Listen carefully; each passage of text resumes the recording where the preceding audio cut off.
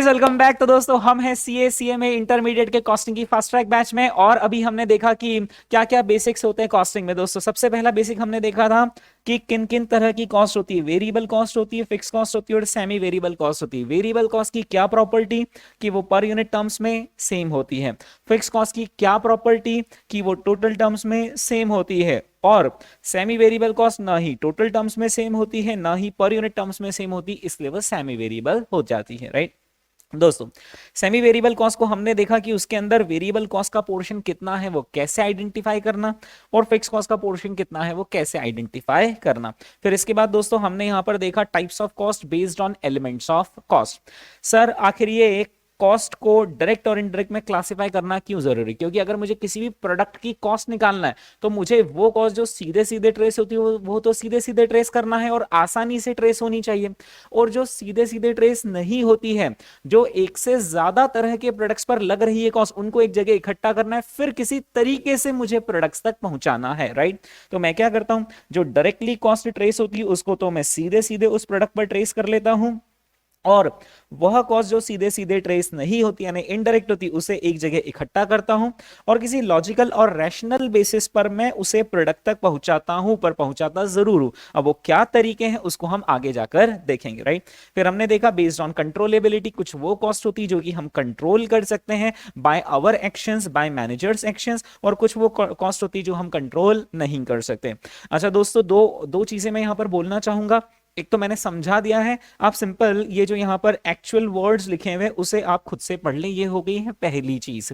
दूसरी चीज मैं आपसे और कहना चाहूंगा, अगर आपके पास समय है पर्याप्त, अगर आपके पास सफिशिएंट टाइम है, तो फिर जो जो मैं कॉन्सेप्ट बताता जा रहा हूं उसको आपको इमीडिएटली खुद से लिखते जाना चाहिए, तो आपकी और ज्यादा बेहतर अंडरस्टैंडिंग बनेगी। जैसे मैंने यहां पर मार्जिनल कॉस्ट शीट बनाई तो आपने खुद से उसे हाथ से ड्रॉ कर देना चाहिए, पर्टिकुलर्स का कॉलम, नंबर ऑफ यूनिट्स, ये sales, variable cost and so on. लेकिन हाँ, अगर आपके पास समय की कमी है, you are running short of time, then you can simply take the print out of this PDF. Right, तो दोस्तों यहाँ पर ये मार्जिनल कॉस्ट शीट हमने बनाई है। अच्छा, ये जो पीडीएफ है ये हमारी अल्फा एकेडमी इंडिया की वेबसाइट के डाउनलोड्स सेक्शन में भी रखी हुई है, तो वहां पर आप सीए इंटरमीडिएट कॉस्टिंग के कॉन्सेप्ट कॉपी का डाउनलोड चेक कर लीजिएगा, वहां से भी आप इसे डाउनलोड कर सकते हैं। ओके दोस्तों, types of cost based on normality में हमने देखा था कि एक होती है नॉर्मल कॉस्ट जो कि नॉर्मल कोर्स ऑफ ऑपरेशंस में लगती है, और ऐसी कॉस्ट हमें भी लगती है, हमारे कॉम्पिटिटर्स को भी लगती है, और ऐसी कॉस्ट हम कस्टमर से आसानी से रिकवर कर सकते हैं,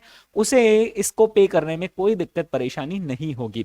लेकिन एबनॉर्मल कॉस्ट वो होती है जो कि नॉर्मली इनकर नहीं होती है, वो जनरली हमारी किसी न किसी गलती भूल चूक की वजह से इनकर होती है, और ऐसी चीजें आप कस्टमर से रिकवर नहीं कर सकते हैं। राइट, फिर दोस्तों हमने यहाँ पर मार्जिनल कॉस्ट शीट का फॉर्मेट देखा था, जिसमें हमने देखा था sales minus variable cost gives you contribution. Contribution में से हम और क्या माइनस कर देते हैं, फिक्स कॉस्ट माइनस कर देते हैं, तो हमें क्या मिल जाता है, प्रॉफिट। ओके दोस्तों, फिर इसके बाद हमने पीवी रेशियो के बारे में समझा था। So PV ratio is nothing but it is simple contribution ratio.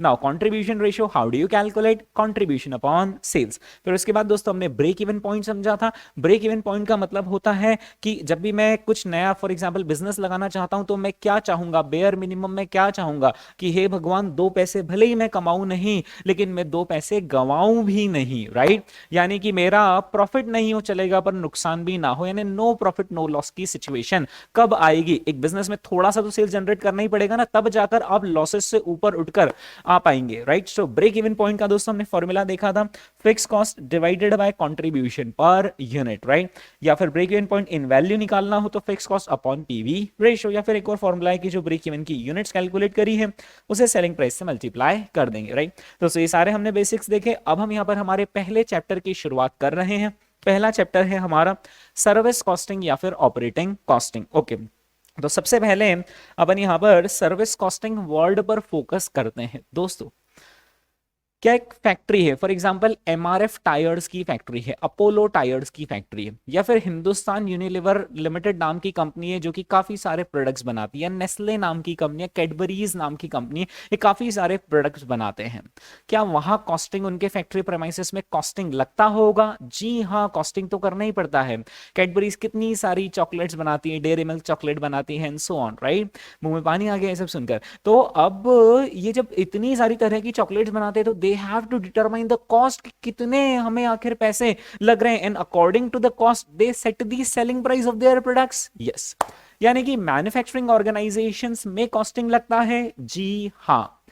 पर क्या जो सर्विस सेक्टर की ऑर्गेनाइजेशंस होती हैं, जो कोई प्रोडक्ट नहीं बनाती, कोई मैन्युफैक्चरिंग नहीं करती, they just render the services, क्या सर्विस सेक्टर की ऑर्गेनाइजेशंस पर कॉस्टिंग लगता है? तो इससे पहले कि हम इस सवाल का जवाब ले, पहले सोचिए कि आखिर कौन कौन सी सर्विस सेक्टर की ऑर्गेनाइजेशंस होती होंगी जो कि सर्विसेज प्रोवाइड करती हैं।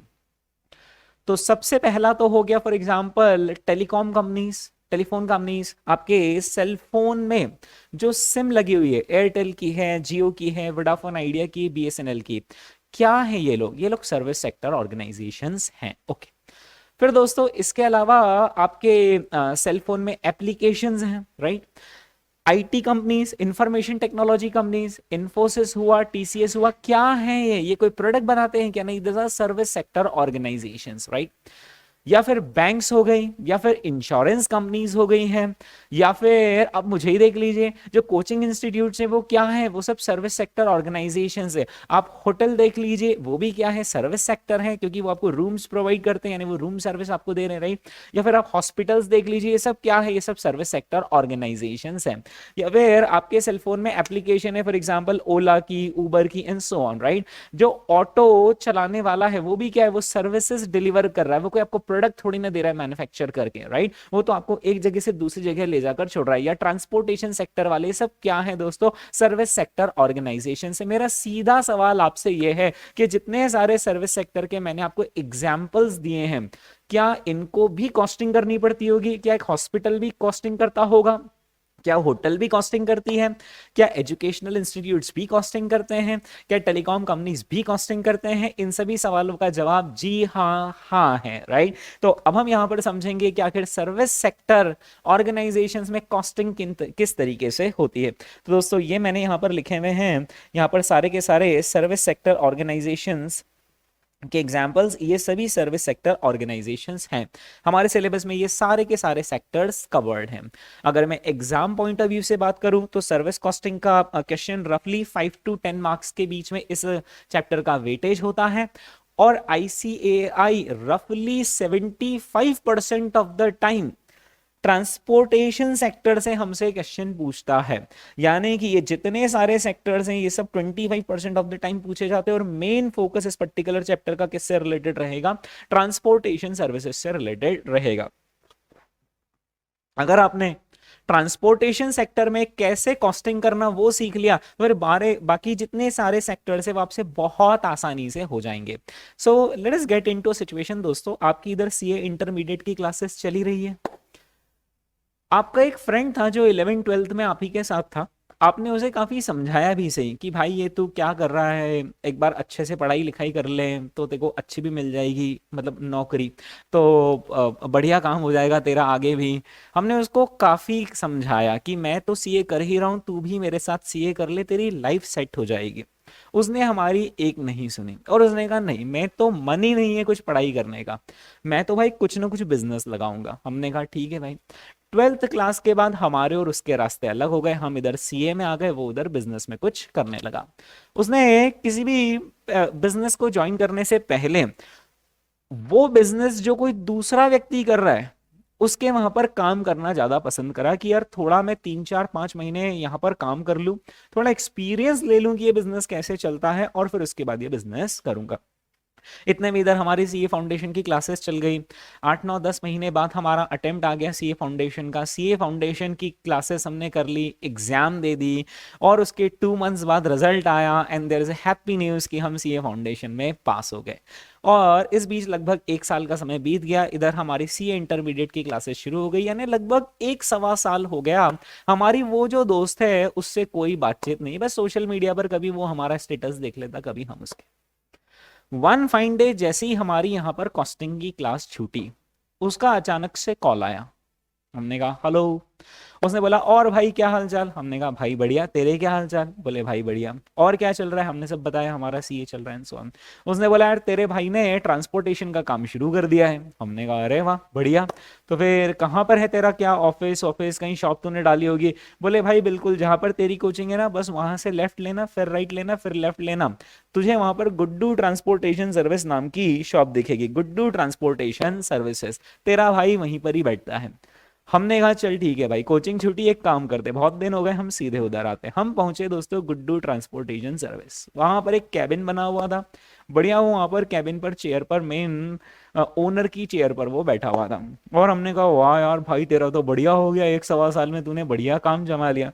उसने धीरे से बोला भाई सिर्फ तुझे बता रहा हूँ, बाकी लोगों को नहीं पता चलना चाहिए, ये सिर्फ सब दिख बढ़िया रहा है, बाकी तू मान के चल कि प्रॉफिट प्रॉफिट कुछ भी नहीं है।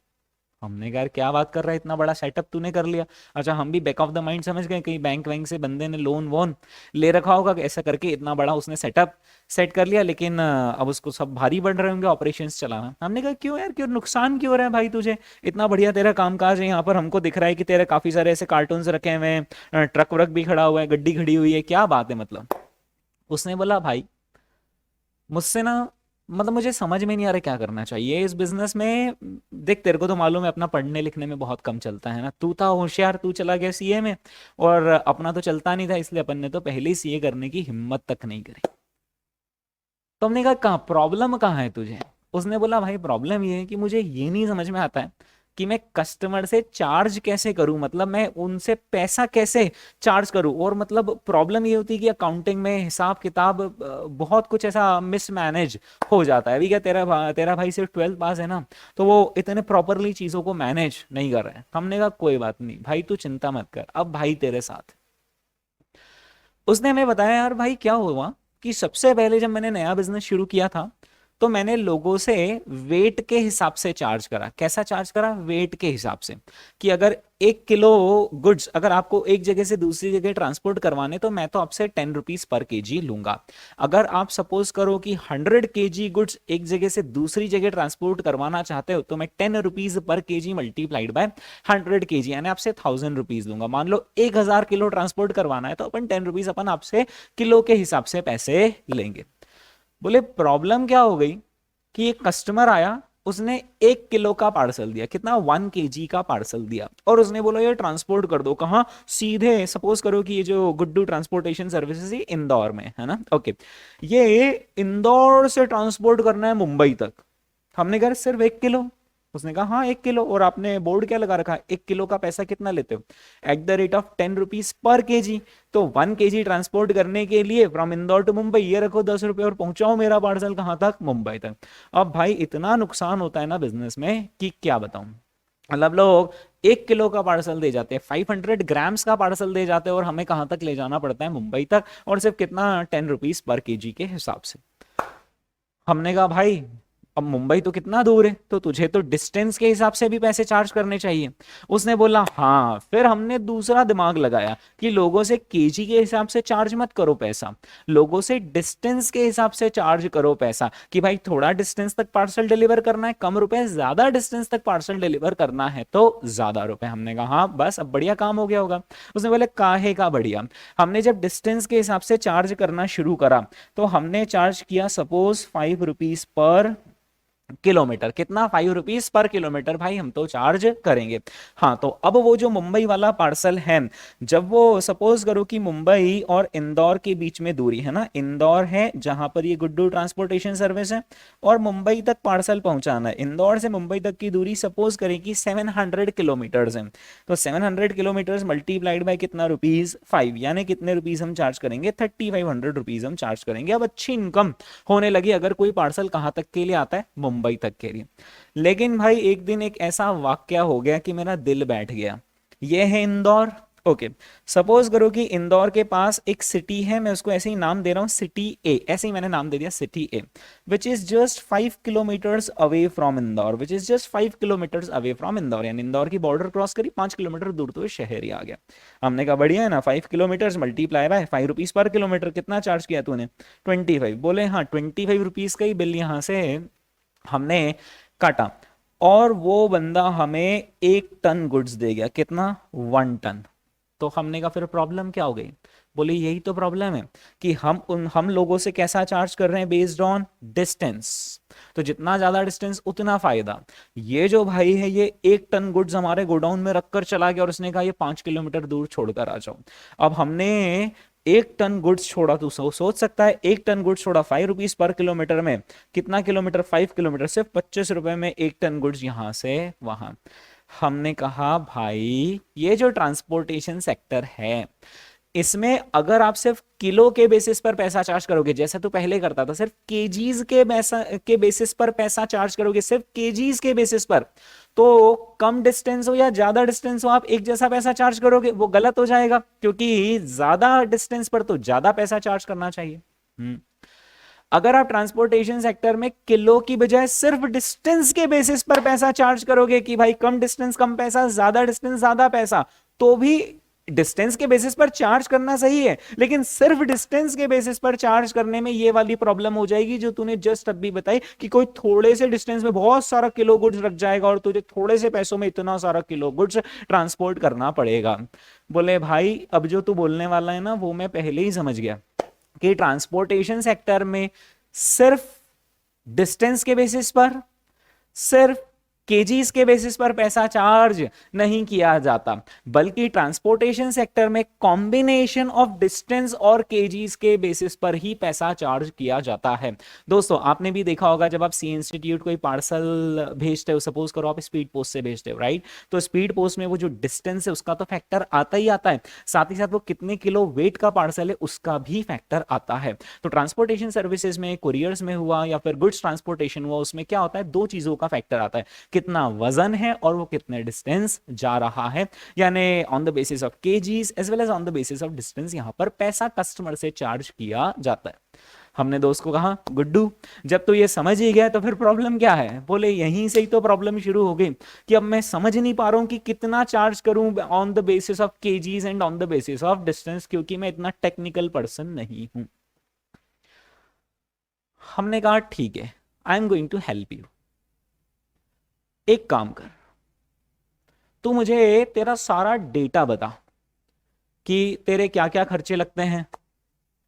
हम क्या करेंगे, तेरे सारे खर्चे एड अप करेंगे, जोड़ेंगे, राइट। फिर देखेंगे कि तेरे पास कितना केजी पार्सल्स आते हैं, कितने डिस्टेंस के लिए आते हैं, और फिर जितना सारा तेरा खर्चा होगा उसे इन केजीज, उसे इन किलोमीटर्स पर बांटेंगे, और फिर हम पता करेंगे कि आखिर हमें लोगों से कितना चार्ज करना चाहिए पर केजी, पर kilometre and so on, right. उसने कहा ठीक है, मैं काम करता हूं, मैं तुझे मेरी सारी की सारी कॉस्ट की इंफॉर्मेशन देता हूं। गुड्डू ने बोलना शुरू करा, उसने बोला देख मेरी कॉस्ट नॉर्मली दो जगह पर लगती, एक तो वेयर हाउस की लगती है, क्योंकि हाँ हमें वेयर हाउस यहाँ पर रखना ही पड़ता है, काफी सारे लोग उनके पार्सल रख कर जाते हैं, फिर हम ट्रक में लोड करवाते हैं, राइट, फिर हम ट्रक से डिस्पैच करते हैं। अच्छा, हम जिस जगह पर पार्सल भेजते हैं, जिस जगह पर हम ये कार्टन भेजते हैं, गुड्स भेजते हैं, वहां से लौटते वक्त कोई ट्रक खाली तो आता है नहीं, वहां से उधर के पार्सल लेकर आता है। तो वो जब पार्सल आते हैं, ट्रक खाली होता है तो पूरा गोडाउन के अंदर सामान आ जाता है, फिर धीरे धीरे लोगों के पास पार्सल सिटी में भेजे जाते हैं। तो एक तो हमारा वेयर हाउस और ऑफिस की कॉस्ट लगती है, और दूसरा हमारा ये ट्रक की कॉस्ट लगती है। हमने कहा ठीक है, एक एक करके तू हमें सारी चीजें बता। सबसे पहले चल ट्रक के बारे में बता। ओके, तो उसने बताया भाई ये जो ट्रक बाहर खड़ा हुआ है ना, ये हमने 40 लाख रुपए में, 40 लाख रुपीज में हमने ये ट्रक खरीदा था। हमने कहा देखा जाए तो ये 40 लाख रुपीज तो तेरे लगी गई ना भाई कॉस्ट। यस, तो ये 40 लाख रुपीज भी तो हमें लोगों से रिकवर करने पड़ेंगे, क्योंकि ट्रांसपोर्टेशन सर्विसेज देने में ये 40 लाख रुपए भी तो हमारे तो लगे ही हैं। यस, लेकिन क्या 40 लाख रुपए सारे आप एक ही साल में लोगों से रिकवर कर लोगे? नहीं, आपको एक और इन्फॉर्मेशन क्या चाहिए, लाइफ ऑफ द ट्रक की, कितने साल ये ट्रक चलेगा।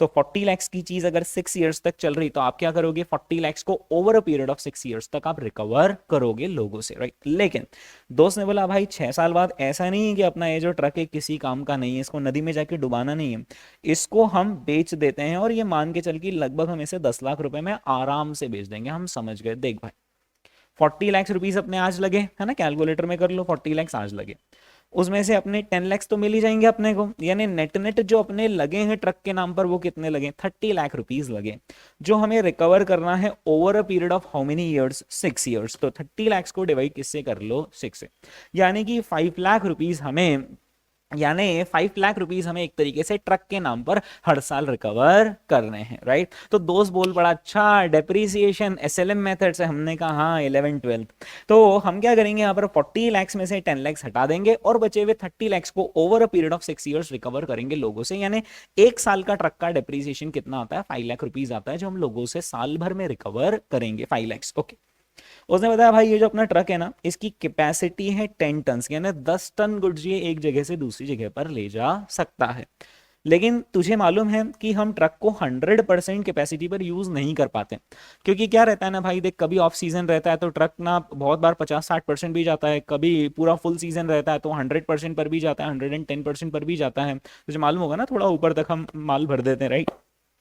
तो ऑन एन एवरेज हम 90% इसका कैपेसिटी का यूज कर लेते हैं। हमने कहा भाई हम समझ गए कि 10 टन की कैपेसिटी उसका 90%, यानी ऑन एन एवरेज आप 9 टन गुड्स एक बार में इधर से उधर लेकर जाते हो। उसने बोला भाई बिल्कुल सही। हमने कहा अब ये जो वेयर हाउस बना हुआ है इसके खर्चे बताओ। तो दोस्त ने बताया कि देख वेयर हाउस में सबसे पहले तो ये जो ऑफिस है, ये जो तेरे को दिख रहा है ना ऑफिस, ये अपना खुद का नहीं है, ये अपन ने रेंट पे लिया हुआ है। कितना रेंट है, 80,000 रुपीज पर मंथ। ड्राइवर और हेल्पर लगता है हमें ट्रक में, उनको हम फिक्स देते हैं 35,000 रुपीज पर मंथ। इसमें दोनों का आ गया, ड्राइवर का भी आ गया और वो जो हेल्पर है छोटू, ट्रक में ड्राइवर है और उसके साइड में छोटू बैठा रहता है, इन दोनों का मिलाकर हमारा कितना होता है, 35,000 पर मंथ होता है। ओके, हमने कहा ये जो ड्राइवर और हेल्पर को जो सैलरी देते हो वो आप फिक्स देते हो। उसने बोला हाँ फिक्स देते हैं। जैसे मान लो कभी ट्रक नहीं चला, मान लो माल नहीं एक शहर से दूसरे शहर ले जाने के लिए 2-3 दिन ट्रक खड़ा रहा, तो भी हमें तो उसे फिक्स देना ही है महीने भर का, कितना, 35,000 पर मंथ। हमने कहा ठीक है। ये जो ऑफिस है इसमें इलेक्ट्रिसिटी है, ऑफिस बॉय है, राइट, तो उसको कितना अपन देते हैं, 25,000 पर मंथ का हमारा खर्चा होता है। ओके, उसने बताया ये जो ट्रक है इसका एवरेज है 4 किलोमीटर पर लीटर, यानी ट्रक में हमने 1 लीटर डीजल डाला, ट्रक कितने किलोमीटर चलकर रुक जाएगा, 4 किलोमीटर चलकर रुक जाएगा। हमने कहा इतना कम एवरेज। उसने कहा हाँ बस ट्रक का बस का यही एवरेज आता है, क्योंकि वो तो कितनी बड़ी गाड़ियां रहती।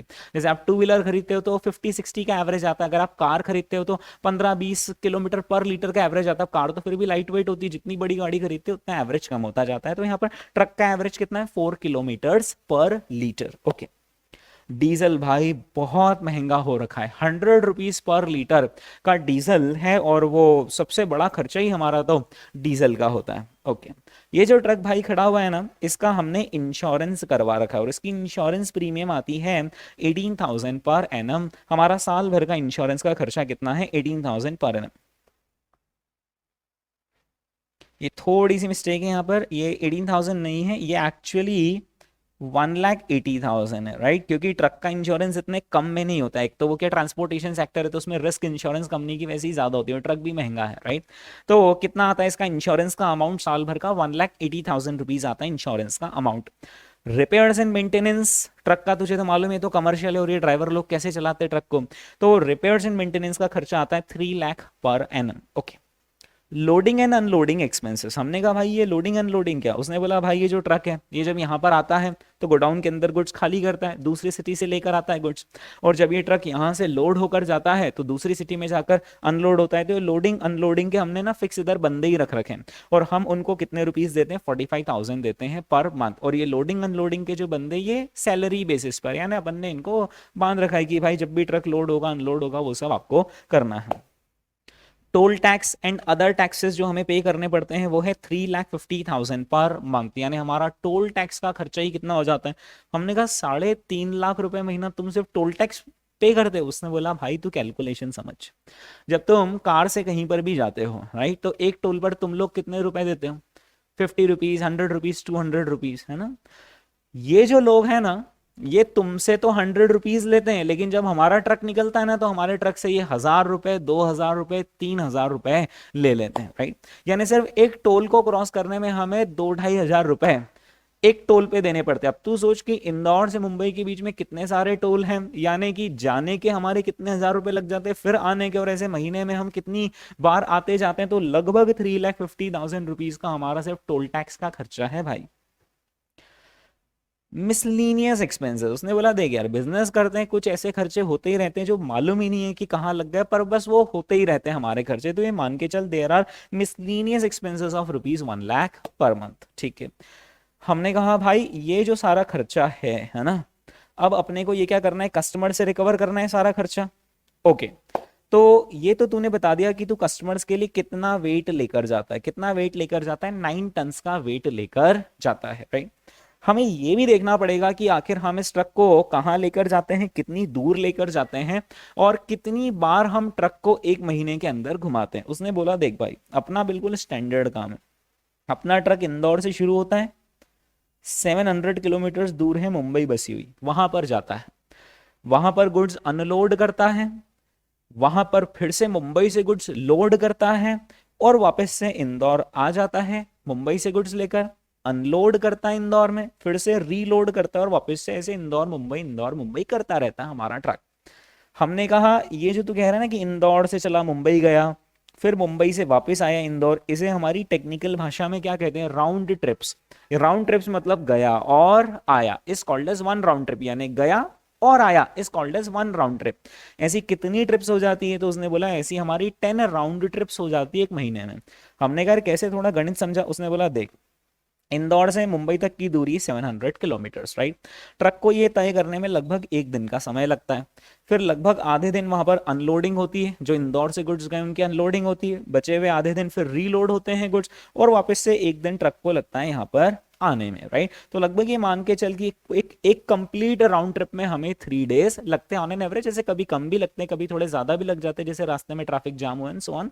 तो ऑन एन एवरेज हमें 3 डेज लगते हैं एक सिंगल राउंड ट्रिप में। तो महीने में कितने दिन, 30 दिन, और एक दिन और एक ट्रिप कितने दिन में, 3 दिन में, यानी लगभग तो ये मान के चल के ऑन एन एवरेज महीने की अपन 10 ट्रिप कर लेते हैं। हमने कहा ठीक है, देख लोगों से कितना चार्ज करना है हमें वो हम कैलकुलेट करें, लोगों से कितना चार्ज करना है हमें वो हम कैलकुलेट करें, उसके पहले अपने को अपना खुद का कॉस्ट शीट बनाना पड़ेगा, और ये देखना पड़ेगा कि अपनी आखिर कॉस्ट कितनी लगती है, राइट।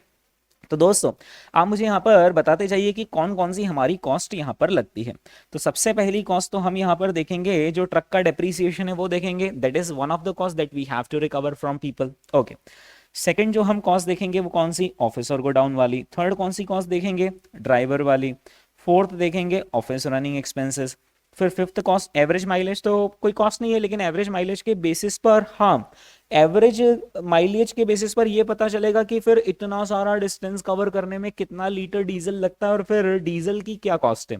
तो यहाँ पर डीजल का पैसा निकालना पड़ेगा, इंश्योरेंस की हमारी कॉस्ट है, रिपेयर्स की हमारी कॉस्ट है, लोडिंग अनलोडिंग की कॉस्ट है, टोल टैक्स की कॉस्ट है, और ये रही हमारे मिसलेनियस एक्सपेंसेस। तो हमें ये जो 10 तरह की कॉस्ट है ये हमें कहीं एक जगह लिखनी पड़ेगी, तो हमें पता चलेगा कि हमारा कितना पैसा लग रहा है, फिर हम उस हिसाब से लोगों से रिकवर करेंगे, राइट। यानी दोस्तों ये जो हम चैप्टर पढ़ रहे हैं ना सर्विस कॉस्टिंग, वो आपको कहाँ रियल लाइफ में काम में आने वाला है। जो लॉजिस्टिक्स फर्म होती है जैसे कि एयरलाइंस हुआ, इंडिगो एयरलाइंस हुआ फॉर एग्जाम्पल, राइट, या फिर जो ट्रांसपोर्टेशन सेक्टर के इतने सारे लोग इन्वॉल्व है, आप हाईवे पर देखते होंगे ट्रक्स, ये जो लॉजिस्टिक्स फर्म्स हैं इनकी आखिर कॉस्टिंग कैसे निकाली जाए, वहां पर ये चैप्टर हमें मदद करने वाला है, राइट।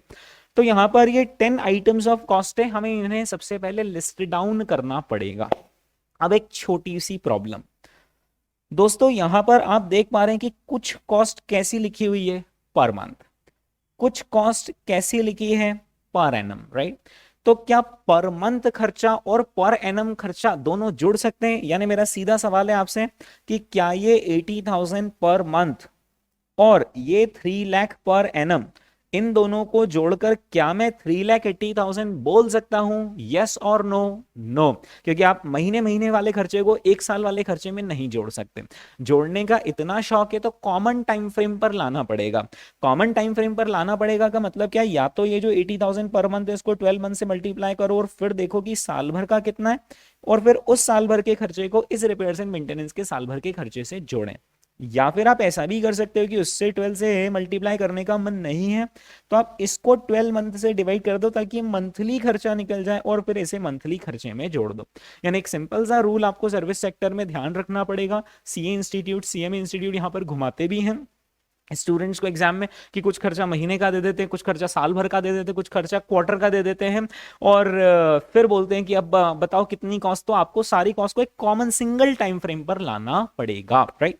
तो सपोज करें कि वो जो सिंगल टाइम फ्रेम है वो हम हमारे एग्जाम्पल में मंथ रख रहे हैं कि भाई हम तो एक महीने का पूरा कॉस्ट निकाल लेंगे और एक महीने की कॉस्ट के हिसाब से हमारे कैलकुलेशन करेंगे, राइट।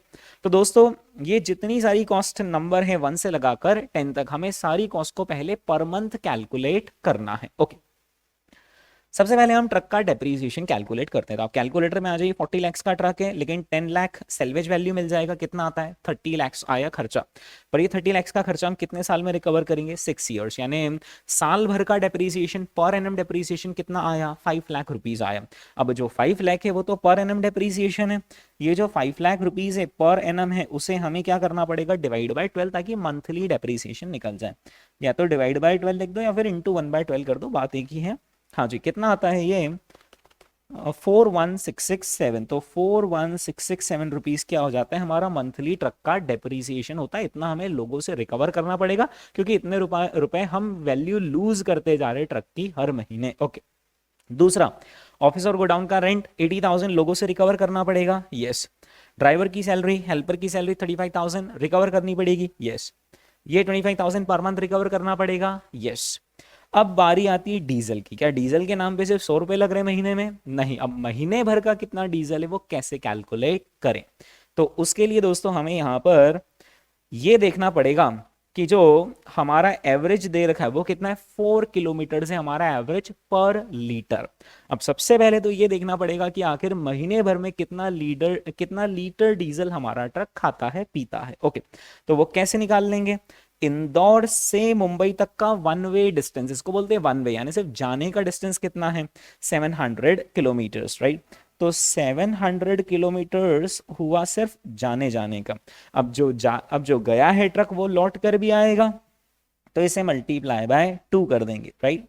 तो इसे क्या बोलते हैं? 2 वे, यानी एक कंप्लीट राउंड ट्रिप में इंदौर से मुंबई गया और वापस इंदौर आया, इसमें कितने किलोमीटर्स हो गए? 1400 किलोमीटर्स हो गए, राइट।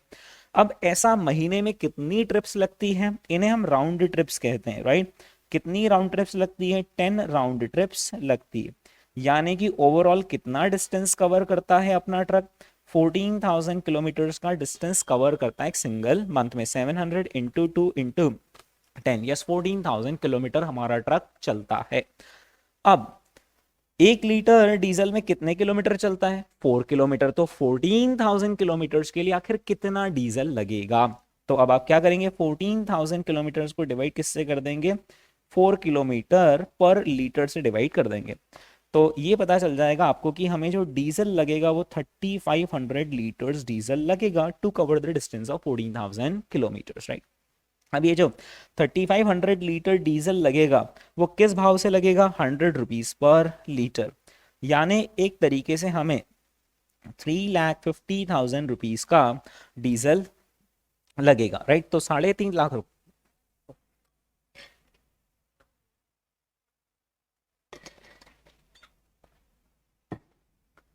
तो हमें 3,50,000 रुपीज का डीजल का खर्चा लगेगा, राइट।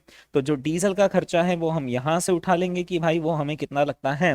3,50,000 रुपीज। ओके, इंश्योरेंस का खर्चा इन्होंने 1,80,000 कैसा दे रखा है? Per annum. तो हमें उसे डिवाइड बाय 12 करना पड़ेगा, यानी कि ये आता है 1,80,000 डिवाइड बाय 12, 15,000 पर मंथ हमें ये खर्चा लगता है। रिपेयर्स एंड मेंटेनेंस कितना है? 3 लाख पर एनम, यानी कि हमें ये पर मंथ कितना लगेगा? 25,000 पर मंथ लगेगा। लोडिंग अनलोडिंग पहले से ही पर मंथ है, टोल टैक्स पहले से ही पर मंथ है और मिसलिनियस पहले से ही पर मंथ है। यानी अब हम दोस्त का ओवरऑल मंथली कॉस्ट यहां पर कैलकुलेट कर सकते हैं। लेकिन एक मिनट, कोई सा भी काम ना व्यवस्थित ढंग से होना चाहिए, तो इसलिए व्यवस्थित तरीका यहां पर जो सिस्टमैटिक तरीका है वो ये है कि आप ऐसे लाइन से सारी के सारे आइटम्स ऑफ कॉस्ट मत लिख देना और जोड़ देना। आपको उन कॉस्ट को प्रॉपर मैनर में क्लासिफाई करना है। किसमें क्लासिफाई करना है? कि क्या वो कॉस्ट फिक्स कॉस्ट है? तो फिक्स कॉस्ट का एक हेडिंग बनाएंगे और जो जो सारी कॉस्ट फिक्स है उसे उस हेडिंग के नीचे लिख देंगे। क्या वो कॉस्ट वेरिएबल नेचर की, तो वेरिएबल का एक हेडिंग बनाएंगे, वेरिएबल के नीचे मतलब लिखेंगे सारी कॉस्ट, बट उसे प्रॉपरली क्लासिफाई करके लिखेंगे। तो ट्रांसपोर्टेशन का जब भी हम एक कॉस्ट का स्टेटमेंट बनाते हैं तो तीन पार्ट में कॉस्ट क्लासिफाई होती है, एक फिक्स हो गया, एक वेरिएबल हो गया और एक सेमी वेरिएबल हो गया। पर फिक्स का नाम नॉर्मली फिक्स नहीं लिखते हैं, फिक्स को हम नाम देते हैं स्टैंडिंग चार्जेस। क्या नाम देते हैं? Standing charges. यानी ये चार्जेस अपनी जगह पर लगेंगे लगेंगे, आप भले ही ट्रक चलाओ चाहे मत चलाओ, ये खर्चा तो भाई आपका होना है, राइट। ऐसी कॉस्ट क्या कहलाएंगी ट्रांसपोर्टेशन सेक्टर में? फिक्स कॉस्ट कहलाएंगे। वेरिएबल कॉस्ट का मतलब क्या होगा? Running cost. रनिंग कॉस्ट यानी कि वो जो बिजनेस का अगर ऑपरेशंस ज्यादा चले तो ज्यादा खर्चा लगेगा, बिजनेस के ऑपरेशंस अगर कम चले तो कम खर्चा लगेगा। जैसे यहां पर इस एग्जांपल में मैं देख पा रहा हूं कि जो डीजल की कॉस्ट होगी वो वेरिएबल के अंदर क्लासीफाई होगी, रनिंग कॉस्ट में क्लासीफाई होगी। क्योंकि अगर मेरा बिजनेस बढ़िया चल रहा है तो फिर ट्रक का आना जाना ज्यादा बार लगा ही रहेगा और मेरा खर्चा बढ़ता रहेगा, और अगर बिजनेस कम चल रहा है तो फिर मैं ट्रक को लेस फ्रिक्वेंसी पर भेजूंगा। मतलब मैं यूं हर 3 दिन में मुंबई भेजता हूं तो मैं हर 7 दिन में एक बार की, हफ्ते में एक बार ही हमारा ट्रक जाता है, क्योंकि वॉल्यूम ऑफ बिजनेस ही उतना मिल रहा है, राइट। तो ऐसे ही खर्चे जो बिजनेस ऑपरेशंस के स्केल के बढ़ने के साथ साथ बढ़ते, स्केल के कम होने के साथ साथ कम होते हैं, ऐसे खर्चों को हम क्या बोलेंगे? वेरिएबल बोलेंगे, राइट। फिर एक और हेडिंग होता है जिसको सेमी वेरिएबल नाम ना लिखते हुए हम उसे लिखते हैं रिपेयर्स एंड मेंटेनेंस का नाम लिखते हैं, राइट। तो रिपेयर्स एंड मेंटेनेंस के खर्चे एक और सेक्शन में आ जाते हैं। तो आप और मैं एक काम कर रहे हैं दोस्तों, इसके पहले कि हम वो कॉस्ट का स्टेटमेंट बनाए, पहले हम कॉस्ट को क्लासिफाई कर लेते हैं। तो आप मुझे बताइए कि जो ट्रक का डेप्रीसिएशन है वो फिक्स है या वो वेरिएबल है? वो फिक्स है। बाय डिफॉल्ट जो ट्रक का डेप्रीसिएशन होता है वो फिक्स कॉस्ट के अंदर जाता है, स्टैंडिंग चार्जेस के अंदर जाता है, राइट। ऐसा इसलिए क्योंकि आज आपने 40 लाख का ट्रक खरीदा है, आप खरीद कर बढ़िया उसको घर पे पार्क कर दो और 6 साल तक मत ही चलाओ उसको, मत, बिल्कुल नया बिल्कुल ट्रक खड़ा हुआ है, राइट। क्या 6 साल बाद अगर कोई आपसे वो ट्रक खरीदेगा तो आपको पूरे पेटी पैक 40 लाख रुपीस दे देगा? नहीं, क्योंकि समय के साथ साथ वो वैल्यू लूज करता ही जाएगा, राइट। तो दोस्तों जो ट्रक है वो ट्रक का जो डेप्रीसिएशन होता है वो फिक्स माना जाता है। अब आपका एक काउंटर आता है इस पर कि सर पर अगर हमने ट्रक ज्यादा चलाए तो ज्यादा डेप्रीशिएट होगा, कम चलाए तो कम डेप्रीशिएट होगा। हाँ, तो इसलिए जो ट्रक का डेप्रीसिएशन है ना वो फिक्स भी मान सकते हैं और वो वेरिएबल भी मान सकते हैं डिपेंडिंग ऑन यूजेज, राइट।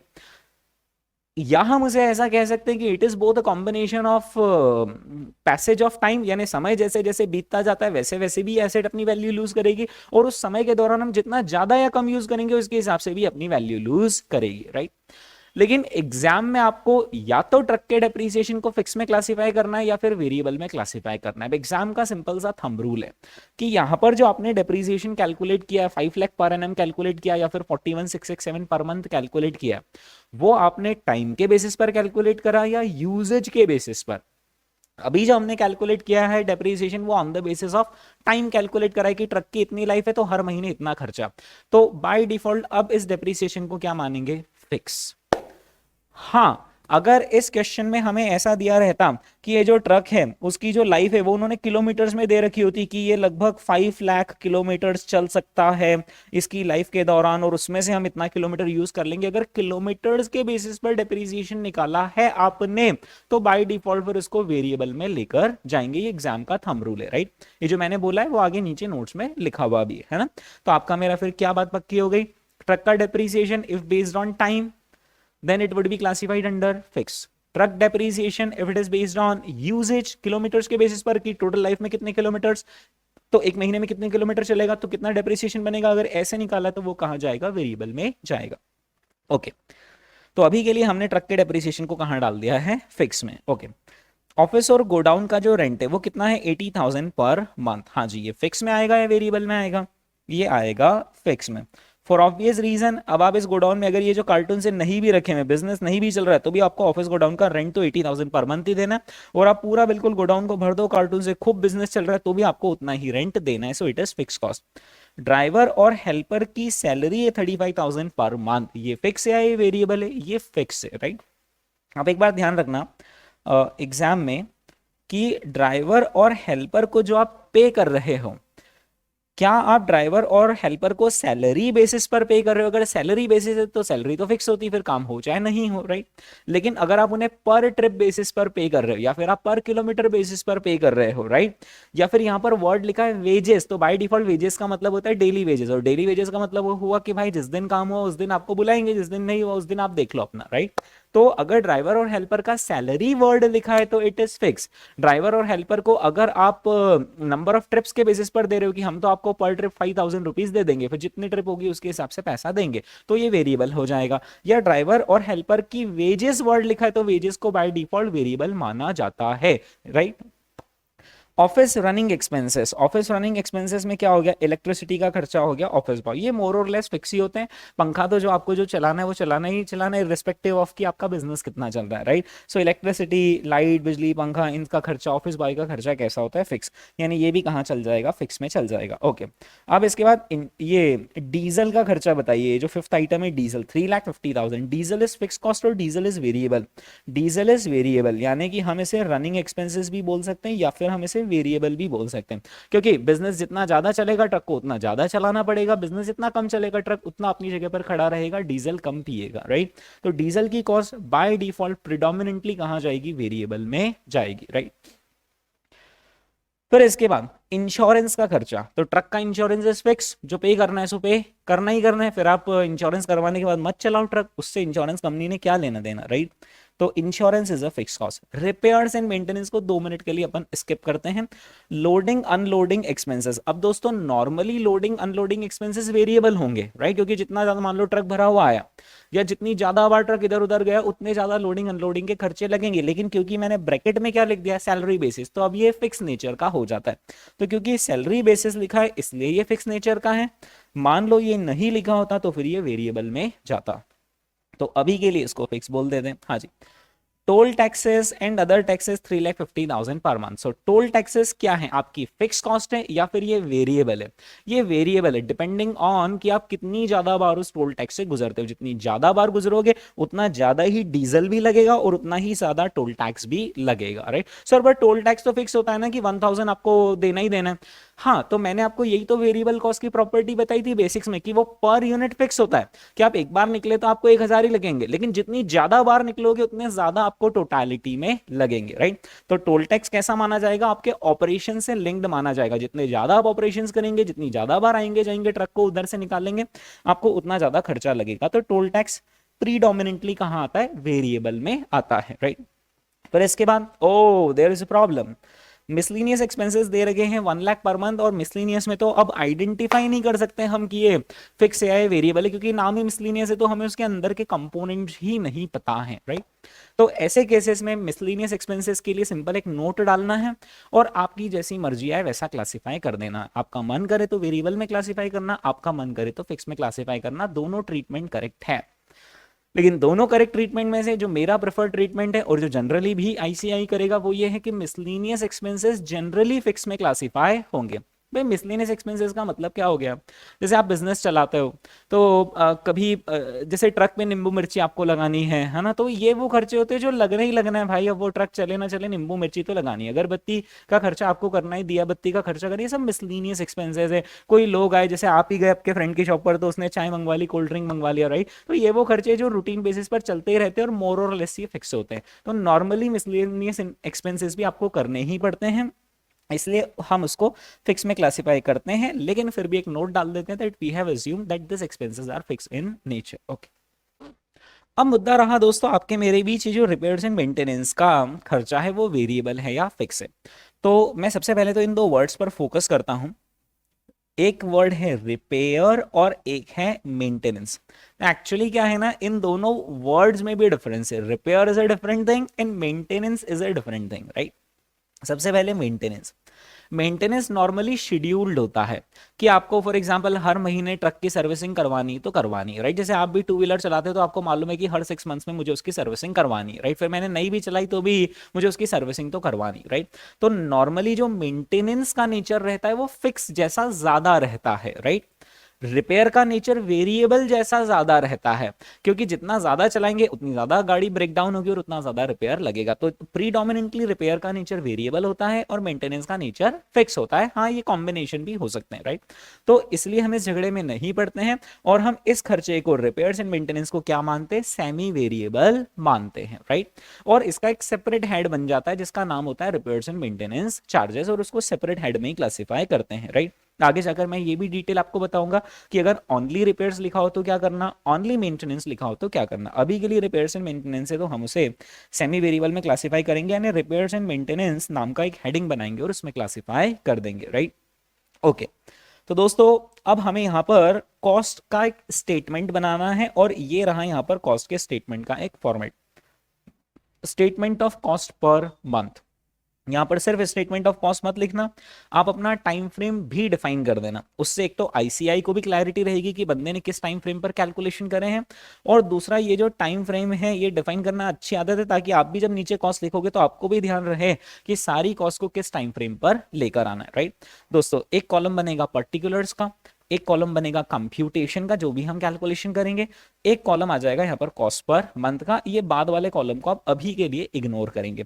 यहाँ पर हम तीन हेडिंग बना लेंगे, एक तो standing charges also known as fix cost, दूसरा हम बना लेंगे running charges also known as variable cost, और तीसरा हम बना लेंगे maintenance charges, right. Is use for semi variable expenses specially repairs and maintenance को आईसीआई एक तीसरे हेड में क्लासिफाई करता है जिसका नाम मेंटेनेंस चार्जेस भी हो सकता है या रिपेयर्स एंड मेंटेनेंस चार्जेस भी हो सकता है, राइट। तो आप यहाँ पर देख पा रहे हैं कि जो रिपेयर्स एंड मेंटेनेंस का अमाउंट है वो कितना है, 3 लाख है पर एनम, यानी 25,000 आता है पर मंथ। यस, तो मैंने सी पॉइंट में रिपेयर्स एंड मेंटेनेंस कितना लिख दिया, यहाँ पर 25,000 लिख दिया। ओके, अब मैं रनिंग चार्जेस या वेरिएबल कॉस्ट की बात कर लेता हूँ। तो हमने दो चीजों को वेरिएबल में क्लासिफाई किया था, एक तो ये जो डीजल के लग रहे हैं हमें 3,50,000 वो वेरिएबल है, और दूसरा वेरिएबल कौन सा था, टोल टैक्स। तो आप देखिए 3,50,000 और 3,50,000, हाँ जी, डीजल का ये लिखा 3,50,000 और toll tax and other taxes ये लिखा 3,50,000, राइट। फिर इसके बाद बाकी सारी कॉस्ट हमारी कहां पर क्लासिफाई हो रही है, फिक्स में। तो सबसे पहले आप देख लीजिए डेप्रीसिएशन आ रहा है क्या, 41,667, यस, डेप्रीसिएशन का कंप्यूटेशन हमने यहां पर शो कर दिया 41,667। ओके, ऑफिस का रेंट 80,000, ड्राइवर हेल्पर की क्योंकि सैलरी है इसलिए वो फिक्स में आई है, अगर वेजेस होता तो वेरिएबल में जाता। ऑफिस रनिंग एक्सपेंसेस ये वेरिएबल ही होते हैं क्योंकि ऑफिस रनिंग का तो जो खर्चा लगना है सो लगना ही लगना है, राइट। इंश्योरेंस का खर्चा भी फिक्स होता है 1,80,000 into 1/12 15,000 per month. Loading and unloading क्योंकि सैलरी बेसिस पर है इसलिए फिक्स में गया है, अगर ये नहीं लिखा होता ऑन सैलरी बेसिस तो फिर लोडिंग अनलोडिंग कहाँ जाता, रनिंग चार्जेस में या वेरिएबल कॉस्ट में जाता। मिसलिनियस एक्सपेंसेस को हमने नोट के साथ कहां पर लिख दिया है, फिक्स में। ओके, अब दोस्तों आप यहां पर टोटल ऑफ स्टैंडिंग चार्जेस कर लीजिए, कितना आता है टोटल ऑफ स्टैंडिंग चार्जेस, तो आप इन सब का टोटल लगा लीजिए, ये आता है 3,41,667। फिर इसके बाद आपने रनिंग चार्जेस का टोटल कर लिया, कितना आ रहा है 7 लाख, और फिर रिपेयर्स एंड मेंटेनेंस कितना 25,000। 341,667, 7 लाख और 25,000, इन तीनों को हम ऐड करते हैं तो जो हमारी टोटल ऑपरेटिंग कॉस्ट आती है वो आती है 10,66,667 is our total operating cost. यानी अपना जो फ्रेंड है गुड्डू ट्रांसपोर्टेशन सर्विस चला रहा है उसका एक महीने का खर्चा कितना बैठता है, 10,66,667 रुपीज उसका एक महीने का खर्चा बैठता है, राइट। ओके, अब दो चीजें, अगर आपके पास समय की कमी है तो आपके पास ऑलरेडी प्रिंट आउट अवेलेबल है विच इज करेक्ट। ऑल्टरनेटिवली आप क्या कर सकते हैं, वीडियो को यहाँ पर पॉज करके अपने हाथ से वो पूरा का पूरा स्टेटमेंट इस फॉर्मेट में बना सकते हैं, राइट। अपने हाथ से बनाएंगे तो अंडरस्टैंडिंग ज्यादा डीपर रहेगी, लेकिन समय कम हो तो सीधे पीडीएफ से रेफर कर लिया। ओके, तो हमारी ये कॉस्ट पर टन कितनी आ गई है, 10,66,000, सॉरी हमारी जो टोटल ऑपरेटिंग कॉस्ट है मंथली वो कितनी आ गई, 10,66,667 आ गई है। अब आप कल्पना करो, सोचो कि क्या किसी एकाध ग्राहक को पकड़ के उससे ही पूरे 10 लाख रुपए ले लेंगे क्या कि भाई दे हमारी कॉस्ट, नहीं, हमें सब पर बांटना पड़ेगा। और जो जितना ज्यादा हमारी सर्विसेज को यूज कर रहा है उससे उतना ज्यादा रिकवर करना पड़ेगा। तो इसलिए अब हमें एक दूसरी चीज कैलकुलेट करनी पड़ेगी जिसे हम कहते हैं कवरेज ऑफ सर्विस। क्या कहते हैं, कवरेज ऑफ सर्विस, राइट। अब आप मेरे एक सवाल का जवाब दीजिए कि जो हमारी टोटल ऑपरेटिंग कॉस्ट आ रही है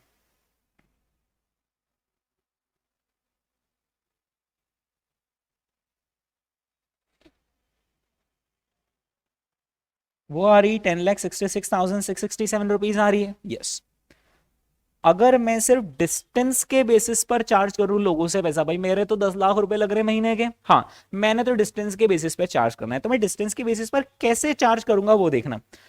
जब मैं एक तरफ जाता हूं तो 700 किलोमीटर्स और वापस से आता हूं तो 700 किलोमीटर्स, ये हो गई मेरी एक राउंड ट्रिप कंप्लीट। और ऐसी कितनी राउंड ट्रिप्स, 10 राउंड ट्रिप्स। यानी अगर मैं सिर्फ डिस्टेंस देखूंगा तो कितना पैसा रिकवर करूंगा, 700 किलोमीटर्स इंटू 2 वे इंटू 10 राउंड ट्रिप्स, यानी कि कितना हो जाता है दोस्तों, ये होता है 14,000 किलोमीटर्स। थोड़ा सा आप कैलकुलेटर को लोड देवें और यहां पर मुझे डिवाइड करके बताइए कि आखिर पर किलोमीटर आपकी कॉस्ट कितनी बैठ रही है। तो आप 10,66,667 लेंगे और उसे डिवाइडेड बाय 14,000 कर देंगे, यानी आपकी कॉस्ट पर किलोमीटर कितनी बैठ रही, 76.19, मैं रफली 76 बोलता हूं। तो अब आप पर किलोमीटर कितना खर्चा कर रहे हैं, 76। लेकिन आप जानते हैं कि आपके दोस्त ने यही गलती करी थी कि सिर्फ उसने किलोमीटर के बेसिस पर लोगों से पैसा रिकवर करना शुरू किया। ऐसे केस में लोग आपके बिजनेस के मजे ले जाएंगे और बोलेंगे बस ये 1 किलोमीटर दूरी छोड़ना है पार्सल, ये रखो, और वो 1,000 टन गुड्स आपके यहाँ पर रख जाएंगे। तो इतना सारा गुड्स आप सिर्फ 1 किलोमीटर ले जाने की क्या सिर्फ 76 लेंगे, नहीं। तो आपको जो चार्ज करना है ना लोगों से पैसा, वो सिर्फ डिस्टेंस के बेसिस पर नहीं करना है, आपको वेट के बेसिस पर भी करना है। अब मैं यहां पर एक काम करता हूं, यहां पर मैं वेट के बेसिस पर कितना चार्ज करेंगे वो निकालता हूं, है ना। और अब एक बात ध्यान रखना, मैं 2 मिनट के लिए डिस्टेंस को इग्नोर कर रहा हूं कि मैं कितना डिस्टेंस ट्रेवल कर रहा हूं, मैं उसको इग्नोर कर रहा हूं। बस मैं क्या कंसीडर कर रहा हूं कि मैं कितना वेट लेकर जा रहा हूं, राइट। तो दोस्तों ये जो अपना ट्रक है इसकी कैपेसिटी कितनी है, 10 टन्स की इसकी कैपेसिटी है, राइट। लेकिन यूजेज कितना होता है, 90% ही यूजेज होता है। तो जब लोग मेरे यहाँ पर गुड्स रखकर जाएंगे तो वो 10 टन्स गुड्स रखकर जाएंगे या 9 टन्स ही गुड्स रखकर जाएंगे, 9 टन्स। तो मुझे क्या करना पड़ेगा, जो मेरे खर्चे हैं उसे मुझे 10 टन्स पर बांटना पड़ेगा, या मैं 9 टन्स पर डिवाइड करूंगा, 9 टन्स पर ही डिवाइड करूंगा, क्योंकि ये जो 9 टन्स रखकर जा रहे हैं मैं इन्हीं लोगों से पैसा रिकवर कर सकता हूं बस, राइट। तो आप क्या करोगे, कभी भी एक बात ध्यान रखना, आप अपना जो खर्चा है वो कैपेसिटी से डिवाइड नहीं करते, वो कैपेसिटी कितना यूज हो रही है उससे डिवाइड करते हो, क्योंकि वो जितना यूज हो रही है उन्हीं लोगों पर खर्चा बांटना है, उन्हीं लोगों से रिकवर करना है। तो हम यही देखते हैं कि हमारी पर टन कितनी कॉस्ट बैटरी, तो पर टन कितनी बैटरी के लिए 9 टन से ही हम डिवाइड करेंगे, क्योंकि उन्हीं लोगों से हम फिर पर टन करके रिकवर करेंगे, राइट। तो 9 टन्स है हमारे ट्रक की कैपेसिटी, राइट।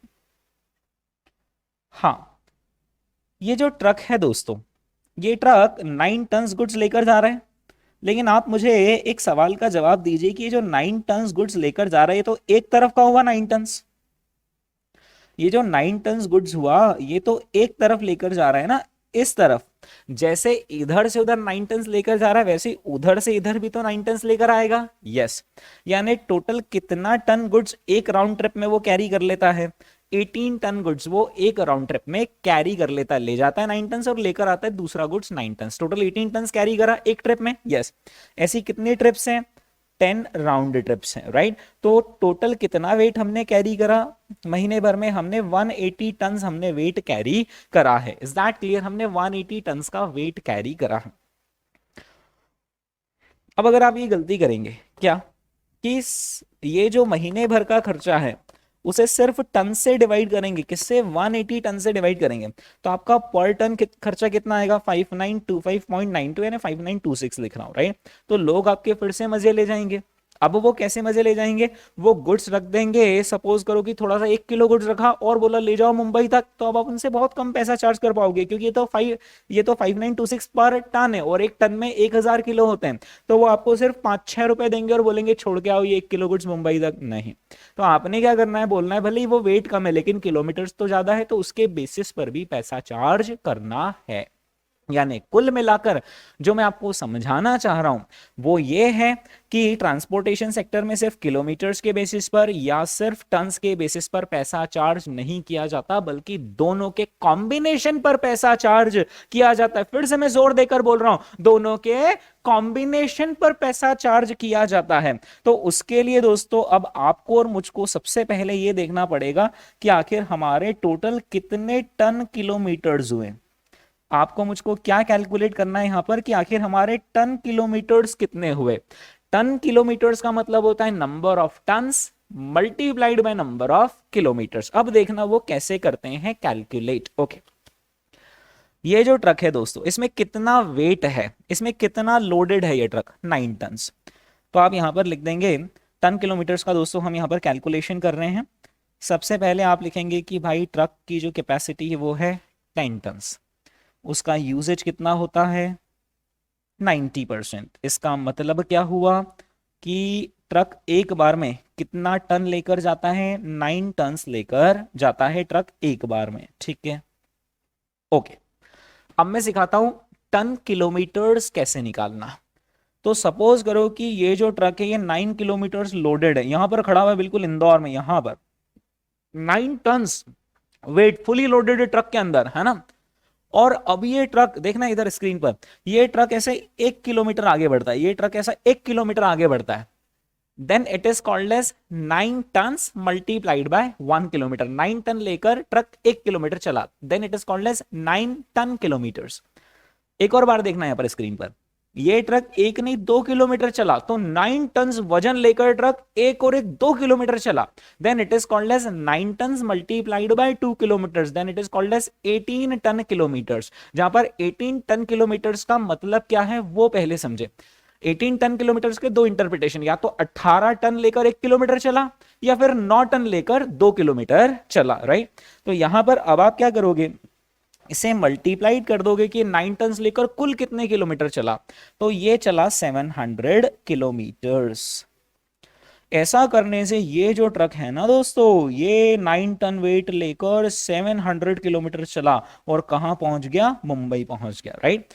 तो मुंबई तक के टोटल टन्स और किलोमीटर्स कितने हुए वो हम यहां पर निकाल लेते हैं, 9 टन्स इंटू 700 किलोमीटर्स। तो अब ये 6300 जो आएगा, क्या वो टन्स है या किलोमीटर्स है, या 6300 टन किलोमीटर्स है, टन किलोमीटर्स है। तो मैं इसको टी और के लिख रहा हूं, टन किलोमीटर्स। तो हम इसे बोलते हैं कि हमारे 63 टन किलोमीटर्स हो गए हैं, यानी multiplication of ton and kilometres is called as ton kilometres. अब ये जो ट्रक जैसा गया है, राइट, वैसा वापस से ये आएगा भी सही। और कैसे आएगा, वहां से ये जो ट्रक है, ये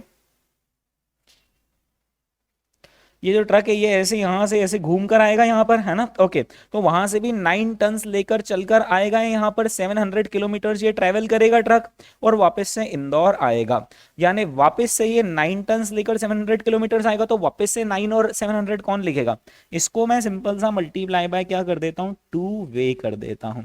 ऐसा करने से एक राउंड ट्रिप में कितने किलोमीटर्स हो गए, 12,600 टन किलोमीटर्स हो गए एक राउंड ट्रिप में। यानी वो कितना वेट और डिस्टेंस का कॉम्बिनेशन उसने ट्रैवल किया, ये होगा एक सिंगल राउंड ट्रिप में।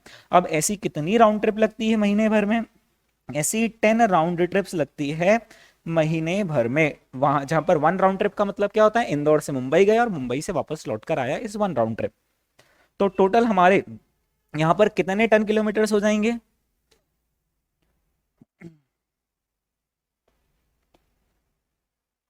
टोटल हमारे टन किलोमीटर्स हो जाएंगे 1,26,000 टन किलोमीटर्स।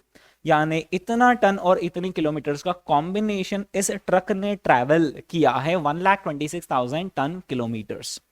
तो अभी ये जो हमारी ऑपरेटिंग कॉस्ट लगी है उसे हमें कितने टन किलोमीटर्स पर बांट देनी है, 1,26,000 टन किलोमीटर्स पर बांट देनी, क्योंकि इतना टन किलोमीटर हर महीने हमारा ट्रक ट्रैवल करता है, तो हम लोगों से इतने टन किलोमीटर पर पैसा रिकवर कर सकते हैं। अब हम क्या करेंगे, जो हमारा फ्रेंड है गुड्डू, उसको क्या बोलेंगे, देखना आप प्लीज मेरे साथ कैलकुलेटर चलाना। 10,66,667 लिखा, यस। आप उसे डिवाइड कर दो बिंदास, 1,26,000 से आप तो डिवाइड कर दो, है ना। कितना आ रहा है आप मुझे बताइए, ये आ रहा है दोस्तों 8.4656, है ना। यानी 8 रुपए 46 पैसे 56 पैसे। मैं इसको 8 रुपीज बोल रहा हूं, है। ऐसे ही 8 रुपीज मैंने मन से बोलना चालू कर दिया है। तो ये जो 8 रुपीज आया है ना आपका, ये है आपकी कॉस्ट। क्या है ये आपकी कॉस्ट, कैसी है, per ton kilometre, this is your cost. इतना तो आपको खर्चा ही लगता है पर टन किलोमीटर। इसको सरल शब्दों में अगर बोलना चाहूं तो मैं ऐसा भी बोल सकता हूं, ₹8 मुझे लग रहे हैं पर टन पर किलोमीटर, यानी एक टन गुड्स को 1 किलोमीटर ले जाने का खर्चा मेरा कितना है? ₹8। एक टन गुड्स को 1 किलोमीटर ले जाने का मेरा खर्चा कितना है? ₹8। अब देखना आप क्या करोगे। सपोज करो कि आप अभी के लिए कोई प्रॉफिट नहीं कमाना चाहते हो, तो भी लोगों से आप कॉस्ट तो रिकवर करोगे। यस, तो अब आप लोगों से क्या बोलोगे? मैं आपसे ₹8 लूंगा प्रति टन प्रति किलोमीटर। लोगों ने कहा भाई हम ऐसा कुछ भी नहीं समझते, आप तो हम आपको बता देते कि कितना टन गुड्स है और कहां ले जाना, आप बताओ कि कितने रुपए लोगे। हमने कहा कोई बात नहीं, बताओ आपका जो गुड्स है, सपोज ये कोई गुड्स एक पर्सन हमारे यहाँ पर रख कर गया और इस गुड्स का वेट है सपोज 2 टन। कितना वेट है? 2 टन। हमने कहा गुड्स कहाँ छोड़ना है, तो उन्होंने बोला कि मुंबई छोड़ना है। हमने कहा ठीक है, तो आपका 2 टन हम लेकर जाएंगे। कितने किलोमीटर लेकर जाएंगे? 700 किलोमीटर, यानी कि टोटल हम कितने टन किलोमीटर आपका काम करेंगे? 1400 टन किलोमीटर से हम आपका काम करेंगे। यस, और हमारी कॉस्ट कितनी है? ₹8 प्रति टन प्रति किलोमीटर। तो हम 1400 इंटू 8, यानी हम आपसे कितने रुपए लेंगे? 11,200 रुपीज लेंगे, क्योंकि हम प्रति टन प्रति किलोमीटर ₹8 लेते हैं। तो आपका 2 टन गुड्स है, तो 2 इंटू 8 यानी हम आपसे ₹16 लेंगे, और प्रति किलोमीटर लेंगे तो ₹16 प्रति किलोमीटर मल्टीप्लाइड बाय 700 किलोमीटर, तो 16 इंटू 700 भी करोगे तो वही आता है 11,200, right. So what we essentially did is कि पहले हमने पूरे महीने भर की कॉस्ट निकाल ली, उसको महीने भर का जो कवरेज ऑफ सर्विस है कि कितनी सर्विस हम दे रहे हैं कॉम्बिनेशन ऑफ टन किलोमीटर, उससे डिवाइड कर लिया, तो ये आ जाती है हमारी कॉस्ट पर टन किलोमीटर। अपना आंसर कितना आ रहा था? 8.4656। ये देखिए दोस्तों answer cost per ton kilometre कितनी आती है? 8.4656। लेकिन व्यवहारिकता में हम क्या करते हैं, यहाँ पर एक कॉलम बना लेते हैं और जितनी सारी फिक्स कॉस्ट आई है उसको भी डिवाइड कर लेते हैं और उसे भी पर टन किलोमीटर निकाल लेते हैं। जो वेरिएबल कॉस्ट है उसे भी पर टन किलोमीटर निकाल लेते हैं, मेंटेनेंस को भी निकाल लेते हैं, और फिर जब आप इन तीनों को जोड़ते हो तो वो सेम आंसर आता है। देखना कैसे, एक बार कैलकुलेटर पे करते हैं। आपको अपने टन किलोमीटर तो याद हो गए ना, कितने टन किलोमीटर से हमारा 1,26,000।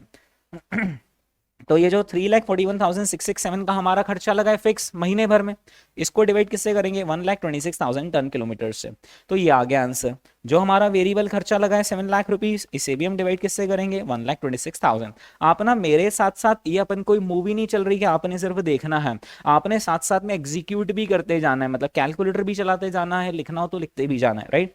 कितना आ रहा है? 5.5556 आ रहा है, और ये 25,000 को भी हम उन सारे 1,26,000 पर बांटेंगे तो ये आ जाता है इतना। इन तीनों को टोटल करोगे तो इससे मैच हो जाएगा, विच इज सिंपली कि हमने इन सारी कॉस्ट को जोड़ दिया, टोटल निकाल दिया और टोटल कॉस्ट को 1,26,000 से डिवाइड कर लिया, तो ये आंसर आता है 8.4656। ठीक है, ओके। हाँ, अपना दोस्त भयंकर खुश हुआ कि भाई झंडे गाड़ रहा है तू सीए फील्ड में।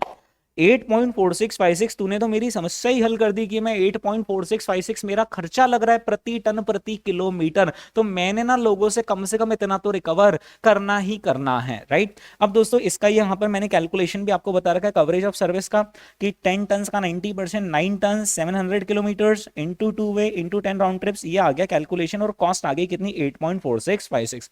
दोस्त बहुत खुश हुआ, उसने बोला भाई एक चीज तू मेरी और बता दे, दिल खुश हो जाएगा, मेरा दिल गार्डन गार्डन हो जाएगा। भाई क्या बताना है? उसने बोला यार ये बता दे कि मैं लोगों से कितना चार्ज करूं। हमने कहा सिंपल, अगर अपनी खुद की कॉस्ट लग रही है प्रति टन प्रति किलोमीटर, पर टन किलोमीटर अगर अपने ही 8.46 लग रहे हैं, तो अपने तो लोगों से इससे थोड़ा ज्यादा ही चार्ज करना पड़ेगा ना। उसने बोला हाँ यही जानना चाह रहा हूं कि कितना चार्ज करूं। हमने कहा यानी एक तरीके से तू हमसे क्या पूछना चाह रहा है? कैलकुलेट करो फ्रेट, यानी कितना किराया हम लोगों से चार्ज करेंगे, फ्रेट पर टन किलोमीटर, वो हमसे जानना चाह रहा है। पर उसके लिए फिर हमें उससे एक चीज पूछनी पड़ेगी, और वो ये है कि तू कितना प्रॉफिट कमाना चाह रहा है। जो तू प्रॉफिट कमाना चाह रहे हैं हमने क्या कर देना है? कॉस्ट के अंदर उस प्रॉफिट को ऐड कर देना है। तो उसने बताया देख भाई ज्यादा लालच है नहीं मन में, मैं 10% प्रॉफिट मार्जिन कमाना चाहता हूं ऑन कॉस्ट। हमने कहा इतनी सी बात, ये हमने 8.4656 लिया और इसके अंदर हमने कितना प्लस कर दिया? 10%। तो हमने 8.4656 लिया, उसके अंदर प्रॉफिट ऐड कर दिया कितना? 10% ऑन कॉस्ट। 8.4656 का 10% निकालकर जोड़ दिया, यानी जो फ्रेट लोगों से हम किराया चार्ज करेंगे प्रति टन प्रति किलोमीटर, वो कितना चार्ज करेंगे? 9.31216 आता है, जिसको अपन 2 डेसिमल पर राउंड ऑफ करके कितना बोल देंगे? 9.31 रुपीज हम बोल देंगे, यानी हम लोगों से ₹9.31 लेंगे प्रति टन प्रति किलोमीटर। Is that clear? तो दोस्तों ये हमने यहाँ पर एक बेसिक एग्जांपल देखा, जिससे कि हमने समझा कि किस तरीके से ट्रांसपोर्टेशन सेक्टर में कॉस्टिंग की जाती है, राइट। चलिए दोस्तों, ये हमने देखा एक ट्रांसपोर्टेशन का कॉम्प्रिहेंसिव एग्जाम्पल। अब ये जो एग्जाम्पल है ना, इसमें दो एस्पेक्ट थे। सबसे पहला एस्पेक्ट था कि हमें पूरी कॉस्ट पता होनी चाहिए, और दूसरा एस्पेक्ट था कि उस कॉस्ट को किससे डिवाइड करना है, यानी कवरेज ऑफ सर्विस कितना है वो पता होना चाहिए, राइट। अब कॉस्ट ना बहुत आसानी से आप पता कर सकते हो, क्योंकि कॉस्ट एग्जाम में क्वेश्चन में लिखी हुई रहेगी और वो बस अलग अलग टाइम फ्रेम दे देंगे, तो कॉस्ट का कैलकुलेशन प्रिटी इजी होता है, उसके हम क्वेश्चंस करने के लिए तैयार हैं। लेकिन कोई सा भी क्वेश्चन सिर्फ कॉस्ट का नहीं आता, उसमें कवरेज ऑफ सर्विस भी आता है, और ये कवरेज ऑफ सर्विस थोड़ा सा ट्रिकी रहता है। तो इसके लिए मैंने क्या करा है, अलग अलग सिचुएशंस के अलग अलग एग्जांपल्स बनाए हुए। तो हम अब कवरेज ऑफ सर्विस को ज्यादा डिटेल में पढ़ रहे हैं और उसके एग्जांपल्स अब हम कर रहे हैं। Okay, so coverage of service एक और केस में दोस्तों यहां पर आपके सामने रख रहा हूं, इस केस को आप यहां पर ध्यान से देखिए। ओके, हाँ जी, यहां पर सपोज करें कि एक है सिटी ए, एक है सिटी बी और एक है सिटी सी। हमारा ट्रक जाते वक्त सिटी ए से कहां तक जाता है, बी तक जाता है, लेकिन आते वक्त जब वो बी से लौटता है तो बीच में सिटी सी पर रुकता है, और फिर सी से वो कहां पर आता है, ए पर आता है, ठीक है।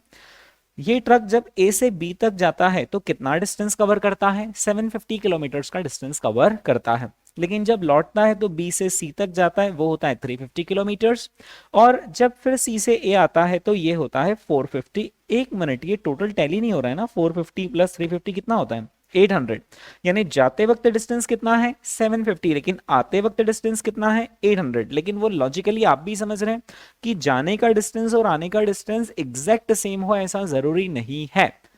अगर डिफरेंट है तो वो पॉसिबल है। कैसे पॉसिबल है, हो सकता है उसे जब वो जाता हो तो वो सिटी ए के अंदर सिटी सी के अंदर जाता ही नहीं हो, सीधे बाईपास से निकल जाता हो, लेकिन आते वक्त क्योंकि वो सिटी सी में भी जा रहा है तो सिटी के अंदर जा रहा है, फिर सिटी से बाहर निकल रहा है, and so on. So distances, to and fro distances different हो सकते हैं। ओके, खास बात यह कि जब ये ट्रक सिटी ए से बी पर जाता है तो कितना वेट लेकर जाता है। जब ये सिटी ए से बी पर जाता है तो इसका वेट है 8 टन, ये 8 टन वेट लेकर जाता है। फिर आते वक्त जब ये बी से सी पर आता है, बी से सी पर आता है तो कितना टन वेट लेकर आता है, 6 टन का वेट लेकर आता है। तो यहां पर ये 6 टन का वेट लेकर आता है। ओके, फिर इसके बाद सी से ए पर जब ये जाता है तो कितना वेट लेकर जाता है, 5 टन का वेट लेकर जाता है। तो यहां से यहां पर इस ट्रक में वेट होता है 5 टन। अब ये कुछ भी हो सकता है, या तो 6 टन यहां से लेकर चला, 6 टन पूरा यहां पर अनलोड कर दिया और रीलोड हो गया 5 टन से और फिर चला, या फिर ऐसा भी हो सकता है कि 6 टन पूरा यहां से लेकर चला, 1 टन यहां पर अनलोड कर लिया, तो अब रिमेनिंग 5 टन वो यहां से यहां पर लेकर चला। कुछ भी हो सकता है, कोई फर्क नहीं पड़ता इन दोनों सिचुएशन में। Number of round trips per month, यानी कि गया और आया, ऐसी कितनी ट्रिप्स हुई है, 7 ट्रिप्स हुई हैं, right. And you are required to calculate number of ton kilometres per month. आपको ये बताना है कि अब एक महीने में आखिर कितने टन किलोमीटर्स होंगे, राइट।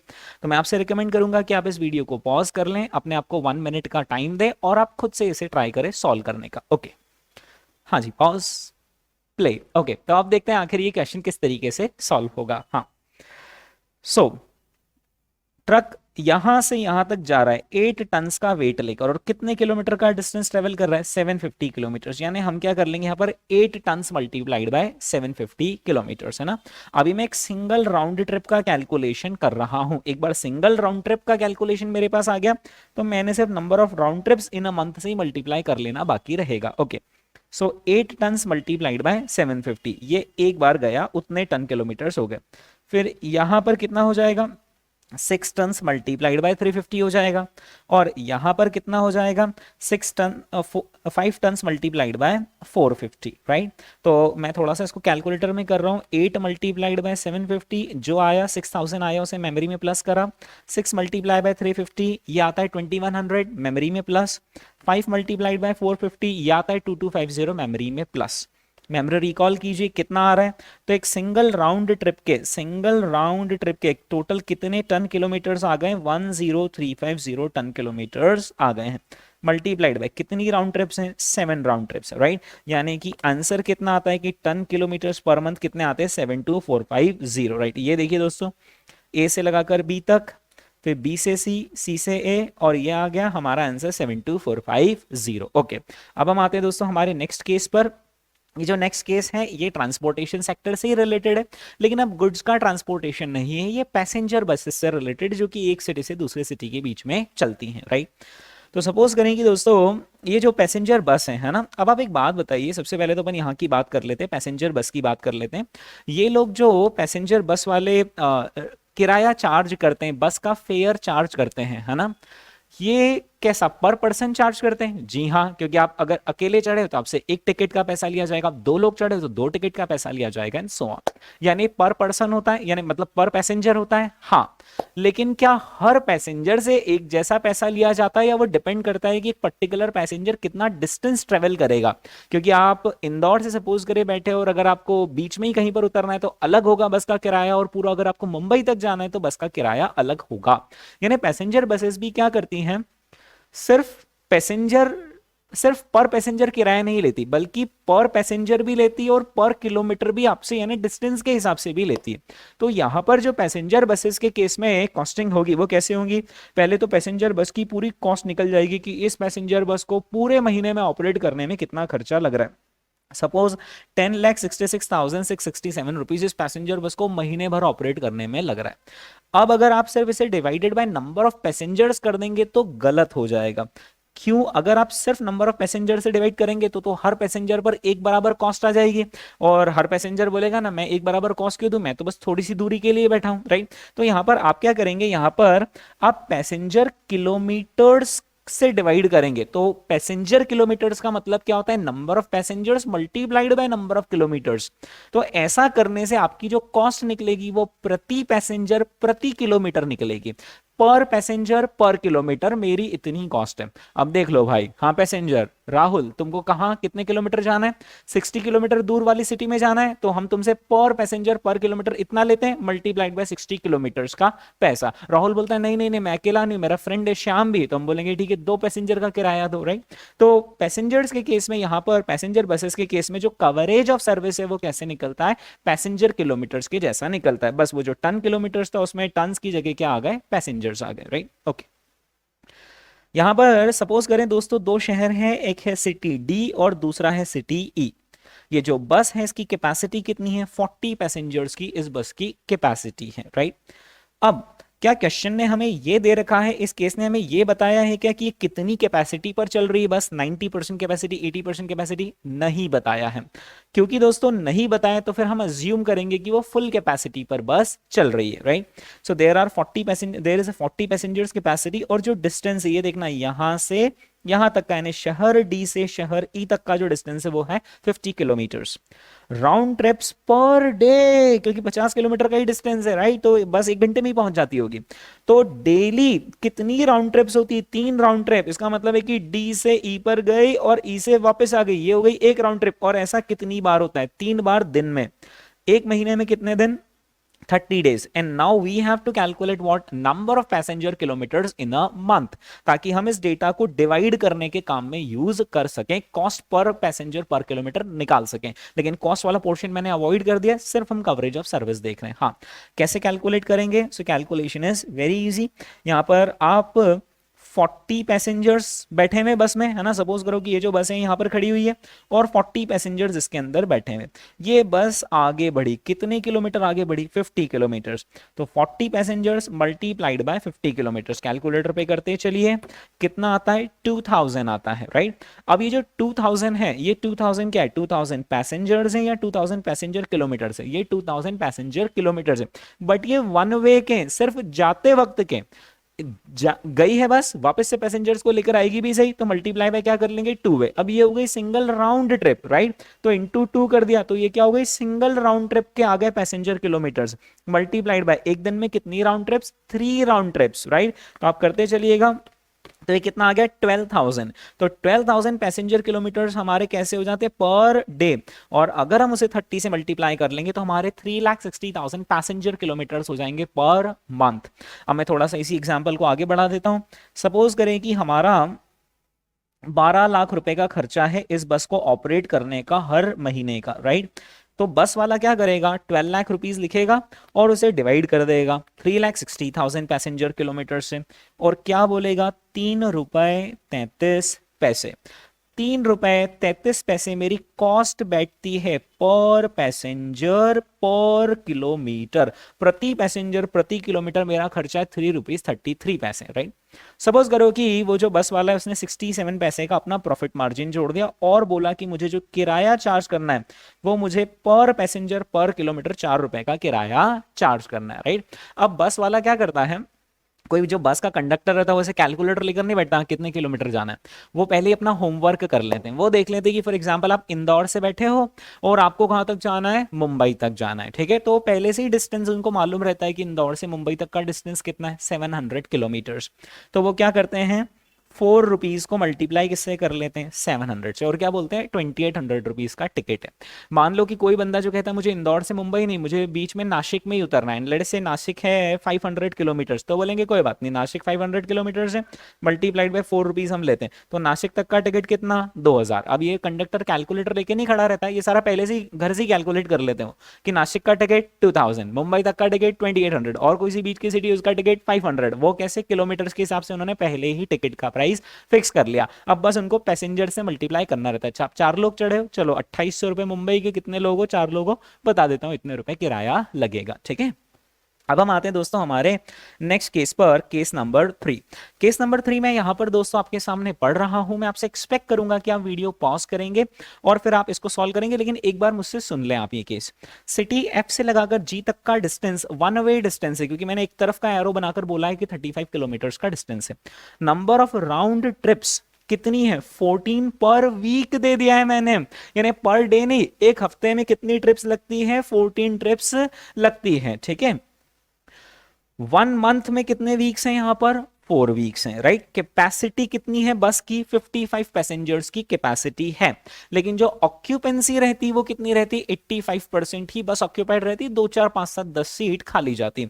आप प्लीज एक बार कैलकुलेटर पे 55 का 85% निकालें, तो 55 का 85% यानी बस में ऑन एन एवरेज कितने पैसेंजर होते हैं, तो 46.75 पैसेंजर्स होते हैं। Is that clear? सर ये 46.75 पैसेंजर कैसे हो सकते हैं, या तो 46 होंगे या 47, ऐसा नहीं होता है।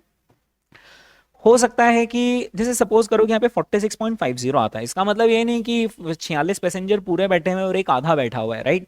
ऐसा नहीं, वो हो सकता है जाते वक्त 46 पैसेंजर्स हो और आते वक्त 47 हो, तो ऑन एन एवरेज हम क्या बोलेंगे, तो ये एवरेज ऑक्यूपेंसी की ऑन एन एवरेज इतनी ही ऑक्यूपेंसी रहती है। तो एवरेजेस डेसिमल में आ सकते हैं, जैसे आपने एक दिन 2 आइसक्रीम खाई और एक दिन 3 आइसक्रीम खाई, बताओ आपने ऑन एन एवरेज डेली कितनी आइसक्रीम खाई, तो आप क्या बोलोगे 2.5, कैसे खाली 2.5 आइसक्रीम, तो एक दिन 2 एक दिन 3, तो क्या होगा, जो पैसेंजर बैठे होंगे वो तो पूरे ही बैठे होंगे, लेकिन उनका एवरेज फ्रैक्शनल निकल सकता है। ओके दोस्तों, अब आप इस वीडियो को पॉज कर लीजिए, अपने आप को 30 सेकंड से लगाकर 1 मिनट तक का समय दीजिए और जो पूछा गया है क्वेश्चन उसका मुझे करेक्ट आंसर निकालकर बताइए। ओके पॉज,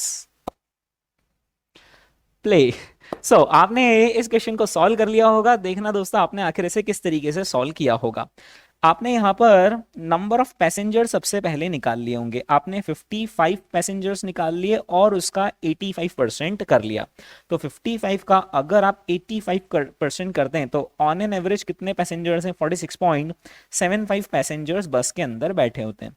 बस अगर एक बार इधर से उधर जाती तो कितना किलोमीटर ट्रेवल कर लेती, 35 किलोमीटर ट्रेवल कर लेती। ये आ गए पैसेंजर किलोमीटर्स एक तरफ के, इसे मल्टीप्लाई किससे कर लेंगे, 2 वे से, ताकि बस गई और आई। अब ये बस गई और आई, ऐसी कितनी राउंड ट्रिप्स लगती है, 14 राउंड ट्रिप्स लगती है पर वीक, ठीक है। तो प्लीज अब बस सिर्फ इसको सॉल्व करेंगे, तो 46.75 इंटू 35 इंटू 2 इंटू 14, ये कितना आता है, ये आता है 45815 पैसेंजर किलोमीटर्स आते हैं। और ये भी बताओ कि पैसेंजर किलोमीटर्स एक महीने के हैं या फिर अभी एक हफ्ते के हैं, एक हफ्ते के, ये पर वीक है, क्योंकि मैंने जो यहाँ पर राउंड ट्रिप्स लिखी है वो 14 राउंड ट्रिप्स लिखी है एक हफ्ते की, तो अब ये एक हफ्ते के आगे पैसेंजर किलोमीटर्स। इसे मल्टीप्लाई किससे कर लेंगे, हम इसे मल्टीप्लाई 4 वीक से कर लेंगे। तो जैसे आप इसे मल्टीप्लाई बाय 4 कर लेंगे तो कितना आता है, 183260 पैसेंजर किलोमीटर्स आ जाते हैं हमारे पर मंथ। अब कॉस्टिंग में दोस्तों नजरों का धोखा एग्जाम में हो सकता है, मैं जानता हूं बहुत सारे स्टूडेंट ने 183260 आंसर निकाल लिया होगा और निकाल कर रुक गए होंगे, लेकिन आप ध्यान से यहाँ पर देखिए कि जो नंबर ऑफ पैसेंजर किलोमीटर्स पूछे वो कैसे पूछे, पर एनम, साल भर के पूछे हैं। तो जो अभी 183260 है वो आंसर है पर मंथ का, उसे मल्टीप्लाई बाय 12 करना ना भूले। सो करेक्ट आंसर आता है 2199120। Is that clear? ओके, तो ये ध्यान रखिएगा, कॉस्टिंग में आपको टाइम फ्रेम का बहुत ध्यान रखना पड़ता है कि चीजें पर मंथ है या फिर चीजें पर एनम है, पर वीक है, पर quarter and so on. Okay, अब दोस्तों एक और एग्जांपल यहाँ पर केस नंबर 4 है। सिटी एच से लगाकर सिटी आई तक का डिस्टेंस है 600 किलोमीटर। कैपेसिटी ऑफ बस हालांकि 60 पैसेंजर्स हैं, लेकिन आउटवर्ड ट्रिप में कितनी परसेंट ऑक्यूपेंसी रहती है? 90%। इनवर्ड या फिर रिटर्न ट्रिप में कितनी ऑक्यूपेंसी रहती है? 80%। अब आप यहाँ पर समझ रहे ट्विस्ट क्या है कि जाते वक्त यानी बस जब यहां से यहां पर जाती है तब उसकी ऑक्यूपेंसी कितना परसेंट रहती है? 90%। आउटवर्ड ट्रिप का मतलब होता है कि जब बस अपने बेस स्टेशन से दूसरी तरफ जाती है तो ये होती है आउटवर्ड ऑक्यूपेंसी। और इनवर्ड ऑक्यूपेंसी का मतलब क्या होता है कि बस जब यहां से यहां पर आती है तो फिर आखिर आते वक्त उसकी ऑक्यूपेंसी कितनी रहती लौटते वक्त रिटर्न ट्रिप में, that is called as inward capacity. तो ये है 80%, है ना। नंबर ऑफ राउंड ट्रिप्स कितनी लग जाती है? 12 राउंड ट्रिप्स, यानी गए आए, ये हुई एक ट्रिप, ऐसी 12 बार ट्रिप लग जाती है एक महीने में। और नंबर ऑफ पैसेंजर किलोमीटर्स भी कैसे कैलकुलेट करना है? एक मंथ के कैलकुलेट करना है। सबसे अच्छी हैबिट यही होगी कि आप वीडियो को पॉज करें, पहले खुद से ट्राई कर लें, फिर इस वीडियो को कंटिन्यू करें। ओके, सो मैं यहां पर आपको बताता हूं कि आखिर किस तरीके से कैलकुलेशन होगा। हाँ जी, तो कैपेसिटी तो है 60 पैसेंजर्स की, लेकिन 60 पैसेंजर्स का कितना परसेंट? 90% ही लोग बैठते हैं, यानी 54 पैसेंजर्स बैठे हुए होते हैं बस में। और ये बस चल जाती है कितने किलोमीटर्स? 600 kilometres, right. सो हम यहां पर क्या करेंगे? 54 पैसेंजर इंटू 600 किलोमीटर मल्टीप्लाई कर लेंगे। ओके, ये बस गई है, राइट। अब आते वक्त 60 पैसेंजर्स की कैपेसिटी का 80% ही यूज होता है, तो 60 का 80% होता है 48 पैसेंजर्स ही बैठे हैं। और ये 48 पैसेंजर्स बैठकर कितने किलोमीटर आ गए हैं? 600 किलोमीटर्स आ गए हैं। तो प्लीज आप कैलकुलेटर में एक काम कीजिए, इसको और इसको, इन दोनों को मल्टीप्लाई करके ऐड कीजिए, यानी 54 इंटू 600, 32,400 आता है मेमोरी प्लस 48 इंटू 600, यह आता है 28,800 मेमोरी प्लस। मेमोरी रिकॉल करेंगे, कितना नंबर आ रहा है पहले आप मुझे वो नंबर बताइए। ये है number 61,200 passenger kilometres, 61,200 passenger kilometres. अब प्लीज ये बताइए मुझे, मेरा सवाल है आपसे, क्या हम इसे मल्टीप्लाई बाय 2 वे करेंगे या नहीं करेंगे? 2 वे, गया आया, इससे मल्टीप्लाई करेंगे या नहीं? नहीं करेंगे, क्योंकि गया और आया दोनों तो हमने जोड़ लिए, फिर से गया आया कैसे होगा? तो हमने 54 इंटू 600 करा, यानी गए वाले पैसेंजर किलोमीटर जोड़ लिए। अब अगर आए हुए सेम रहते, मान लो ये यहाँ पे 80% नहीं होता, वो सेम ही होता, तो हम इंटू 2 कर देते कि जैसे गए हैं वैसे आए भी होंगे। लेकिन अभी क्योंकि स्पेसिफिकली जाना और आना अलग से दे रखा है, तो जाना भी अलग से जोड़ लिया, आना भी अलग से जोड़ लिया, तो हमने 2 वे काउंट पहले से ही कर लिया है। तो 61,200 जो है वो अपने आप में ही वन सिंगल राउंड ट्रिप के पैसेंजर किलोमीटर्स है। यहां पर 2 वे को मल्टीप्लाई करने की जरूरत नहीं है। अब आप इसे किससे मल्टीप्लाई कर लेंगे? Number of round trips in a month, तो इंटू 12 कर लेंगे। आंसर कितना आता है? 734400। ये देखिए दोस्तों, आंसर आता है 734400, ठीक है। ओके हाँ जी, अब यहां पर एक और कॉन्सेप्ट है जो मुझे आपको समझाना है, and this concept is related to absolute ton kilometres and commercial ton kilometres, ठीक है। ये वाला जो कॉन्सेप्ट है समझाने के लिए दोस्तों मुझे यहां पर ये केस नंबर 5 लेना पड़ेगा। With the help of an example हम इस चीज को समझेंगे। ओके, सपोज करें कि एक बिजनेसमैन, एक ट्रांसपोर्टर है, और उसके जो ट्रक्स हैं वो सिटी ए से लगाकर सिटी बी तक जाते हैं और लौटकर आते हैं। लेकिन क्या होता है कि जाते वक्त बीच में एक सिटी सी भी पड़ती है। ओके, ये जो ट्रक है ये 10 टन्स लोड होता है, कहां पर? स्टेशन ए पर, और वहां से ये 180 किलोमीटर्स जाता है। 180 किलोमीटर जब ये 10 टन गुड्स लेकर चला और सिटी ए पर आकर रुका, तो वहां पर 4 टन अनलोड हो जाते हैं, सिटी सी में हम 4 टन माल उतार देते हैं। अब आप बताइए कि आगे आखिर ये कितना टन्स लेकर चलेगा? तो 10 में से 4 अनलोड कर दिया, कितना? 6 टन्स लेकर आगे चलेगा। 6 टन्स लेकर ये कितने किलोमीटर चलेगा? 250। और ये पूरा 6 टन्स वेट कहां पर? सिटी बी में अनलोड कर देगा। सिटी बी में गाड़ी फिर से लोड होगी कितने टन से?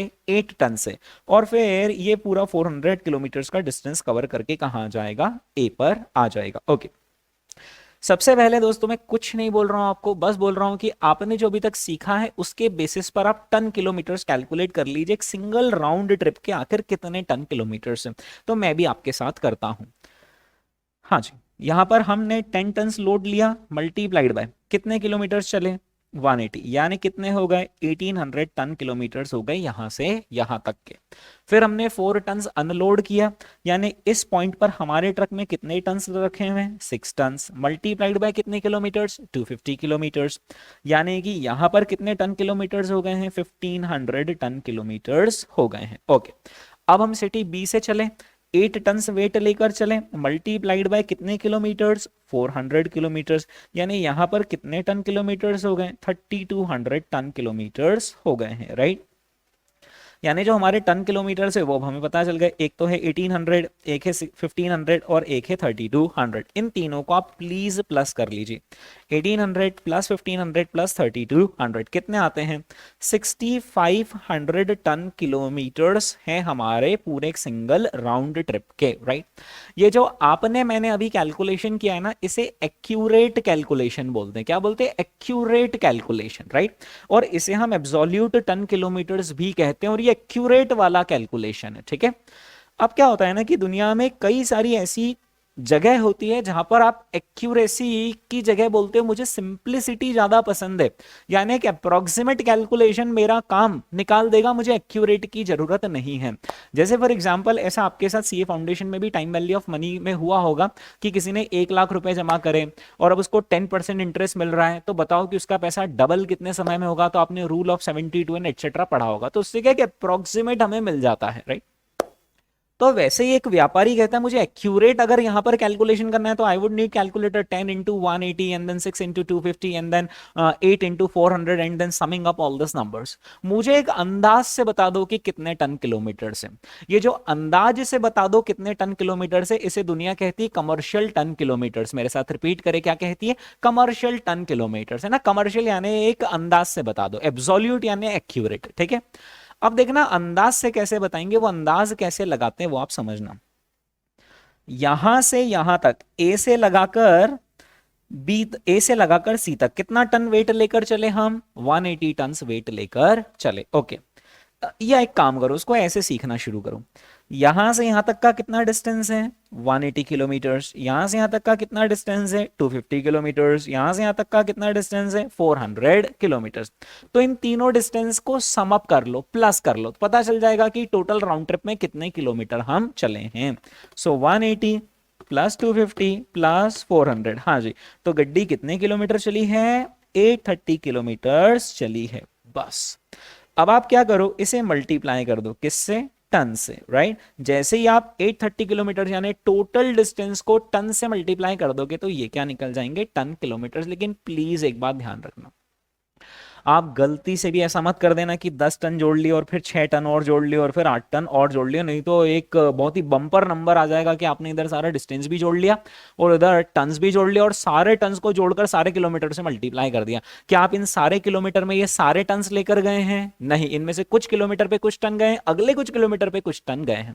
तो रूल जो थंब रूल अपनाया जाता है वो है कि एवरेज कितने टन्स लेकर हम चले हैं। क्या बोल दिया मैंने, एवरेज कितने टन लेकर हम चले हैं, और वो एवरेज सिंपल एवरेज होगा।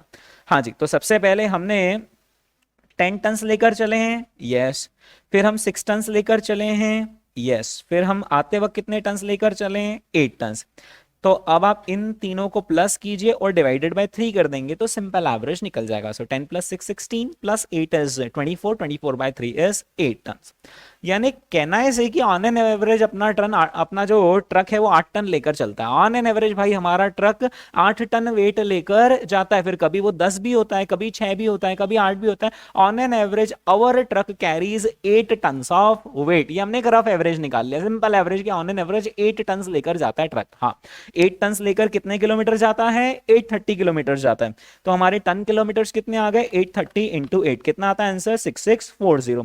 अब ये जो 6640 है, ये जो टन किलोमीटर्स है इसे हम कमर्शियल टन किलोमीटर्स कहते हैं। कमर्शियल टन किलोमीटर्स एक्यूरेट नहीं होता है, वो अप्रोक्सीमेट होता है। अगर आपको एक्यूरेट निकालना है तो एब्सोल्यूट वाला निकालना पड़ेगा। तो एब्सोल्यूट का आंसर हमारा कितना आया था 6500 है ना, ये इनको हमने जोड़ा था तो कितना आया था 6500। लेकिन जो एवरेज अप्रोक्सीमेट वाला आंसर आया वो कितना आया 6640। ये देखिए आंसर कितना है 6640। तो अब इन दोनों में आखिर डिफरेंस क्या है, तो सबसे पहले एब्सोल्यूट टन किलोमीटर समझें। एब्सोल्यूट टन किलोमीटर्स को हम वेटेड एवरेज भी कहते हैं। क्या कहते हैं? Weighted average.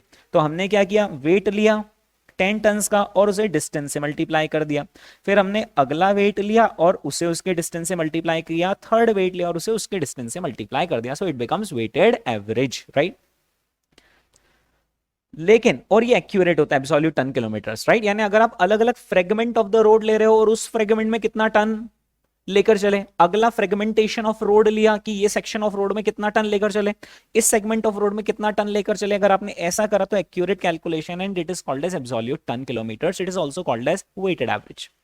दूसरा होता है दोस्तों कमर्शियल टन किलोमीटर, जो कि एक रफ अंदाज होता है, क्योंकि व्यापारी कई बार ऐसी सिचुएशन में होता है कि he is not going to do the accurate calculation, वो एवरेज देख लेगा, वो बोलेगा एक काम करो, पहले कभी 10 टन लेकर जाते हो, कभी 6 टन लेकर जाते हो, कभी 8 टन लेकर जाते हो, एवरेज बताया, एवरेज कितना टन लेकर जाते हो, एवरेज कितना टन लेकर जाते हो वो कैसे निकाल लेगा, अलग अलग वेट को जोड़ लेगा, कभी 10 टन लेकर चले, कभी 6, कभी 8 और डिवाइडेड बाय 3, क्योंकि सिंपल एवरेज ऐसे ही निकलेगा, जितने ज्यादा टन्स होंगे उतने ज्यादा से डिवाइड। जैसे अगर यहाँ पर 8 के अलावा 7 और होता तो यहाँ पे डिवाइड किससे करते हैं 4 से, यहाँ पे 2 और होता सपोज है ना, एक और सेगमेंट होता 2 और होता तो फिर डिवाइड किससे करते हैं, 1 वेट 2 वेट 3 वेट, जितने भी वेट्स होंगे उससे डिवाइड कर लेंगे, तो सिंपल एवरेज वेट का निकल जाएगा कि ऑन एन एवरेज हम इतना वेट लेकर जाते हैं, और मल्टीप्लाई बाय टोटल कितने डिस्टेंस पर लेकर जाते हैं, तो फर्स्ट डिस्टेंस सेकंड डिस्टेंस सारे डिस्टेंस को ऐड कर लेंगे।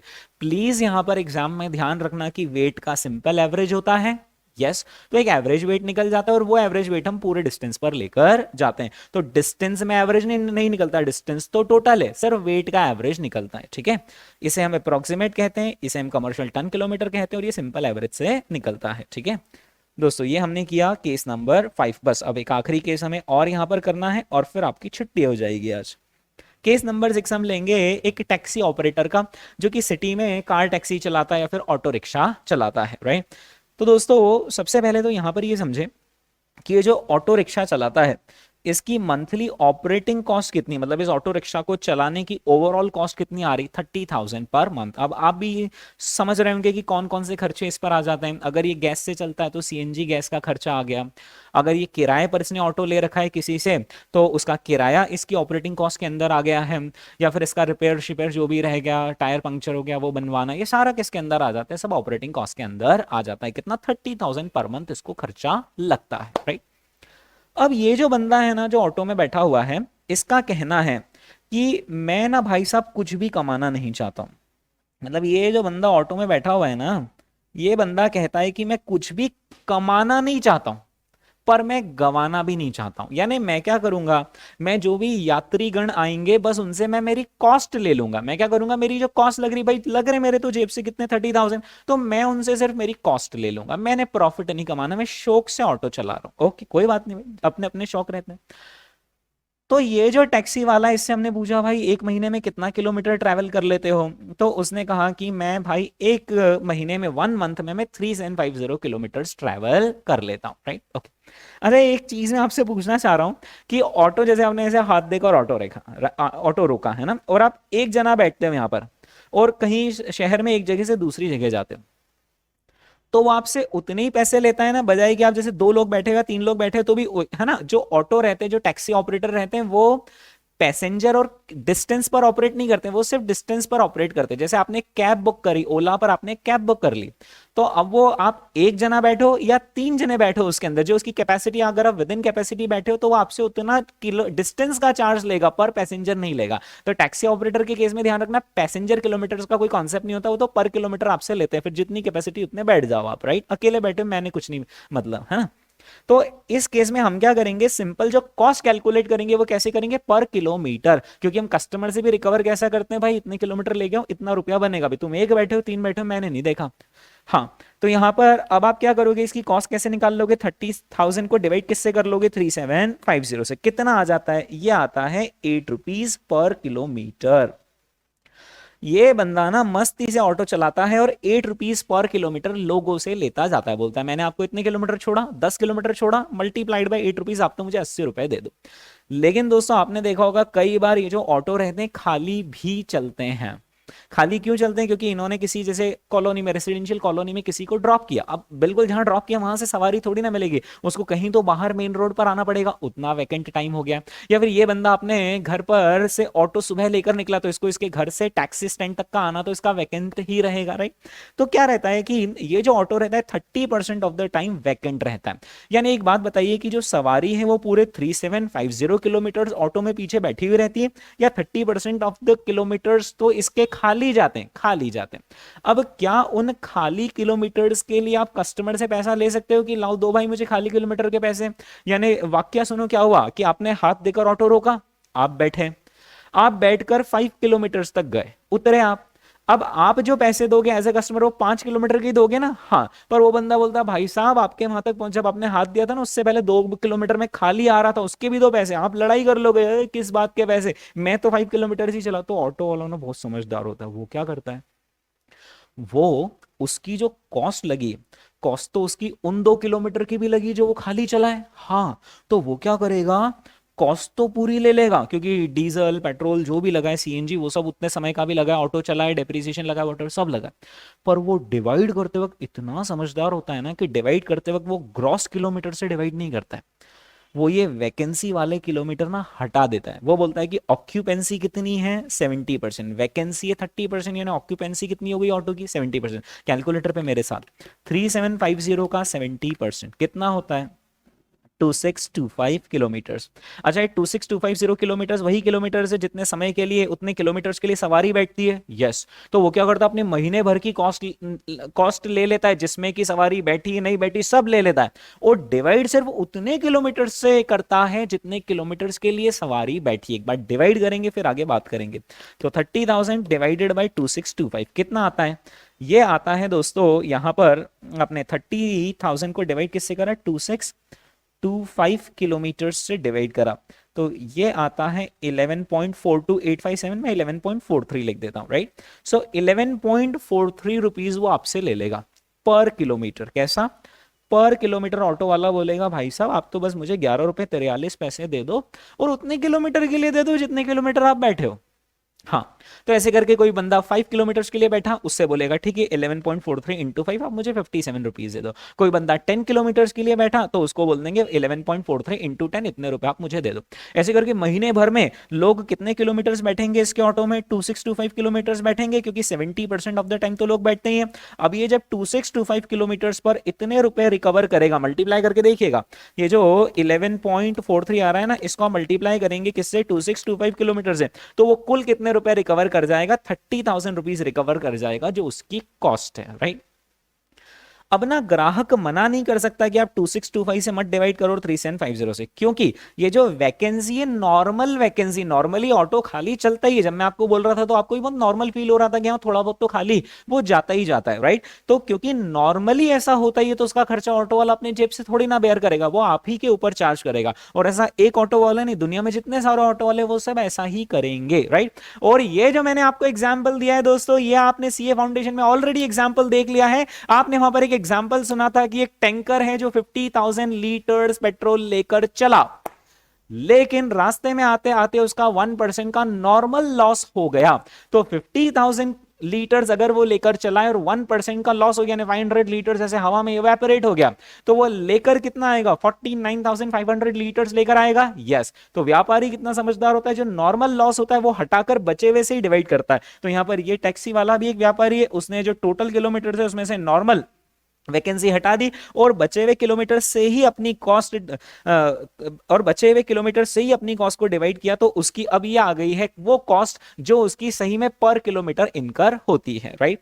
तो इस कैलकुलेशन को जो 2625 है उसे हम क्या कहते हैं, उसे हम कहते हैं इफेक्टिव किलोमीटर्स, उसे हम कहते हैं इफेक्टिव किलोमीटर्स, राइट। और जब हम डिवाइड कर देते हैं तो उसे क्या कहते हैं, इफेक्टिव कॉस्ट पर किलोमीटर। ये देखेंगे दोस्तों आप इसका कैलकुलेशन, राइट। इफेक्टिव किलोमीटर्स आ गए कितने 2625, और कॉस्ट को सिर्फ इफेक्टिव से ही डिवाइड करते हैं, नॉर्मल लॉस हटाने के बाद ही डिवाइड करते हैं, राइट। तो ये आंसर आता है हमारा 11.43। दोस्तों नीचे मैंने यहाँ पर कुछ पॉइंट्स टू रिमेंबर दे रखे, लेकिन अभी के लिए इनको पढ़ने की जरूरत नहीं है। अब हम जब कुछ क्वेश्चंस करेंगे ना, वहां पर कुछ लर्निंग होगी, वो चीजें मैंने यहाँ पर पहले से ही लिखी हुई है, अभी पढ़ने से कोई सेंस नहीं बनेगा। हाँ, तो ये दोस्तों हमने यहाँ पर कवरेज ऑफ सर्विस को भी अच्छे से कवर किया है। आई वुड रिक्वेस्ट कि एक बार अब आप इन सारे एग्जांपल्स को खुद से गो थ्रू कर ले before you do the next class, right. तो ये हमने सर्विस सेक्टर का, ट्रांसपोर्टेशन सेक्टर का कॉम्प्रिहेंसिव एग्जांपल और कवरेज ऑफ सर्विस के भी 6 केसेस हमने यहाँ पर कर लिए हैं। हम हमारे नेक्स्ट लेक्चर में क्वेश्चंस की प्रैक्टिस से स्टार्ट करेंगे। ओके, थैंक यू, आज के लिए बस इतना ही।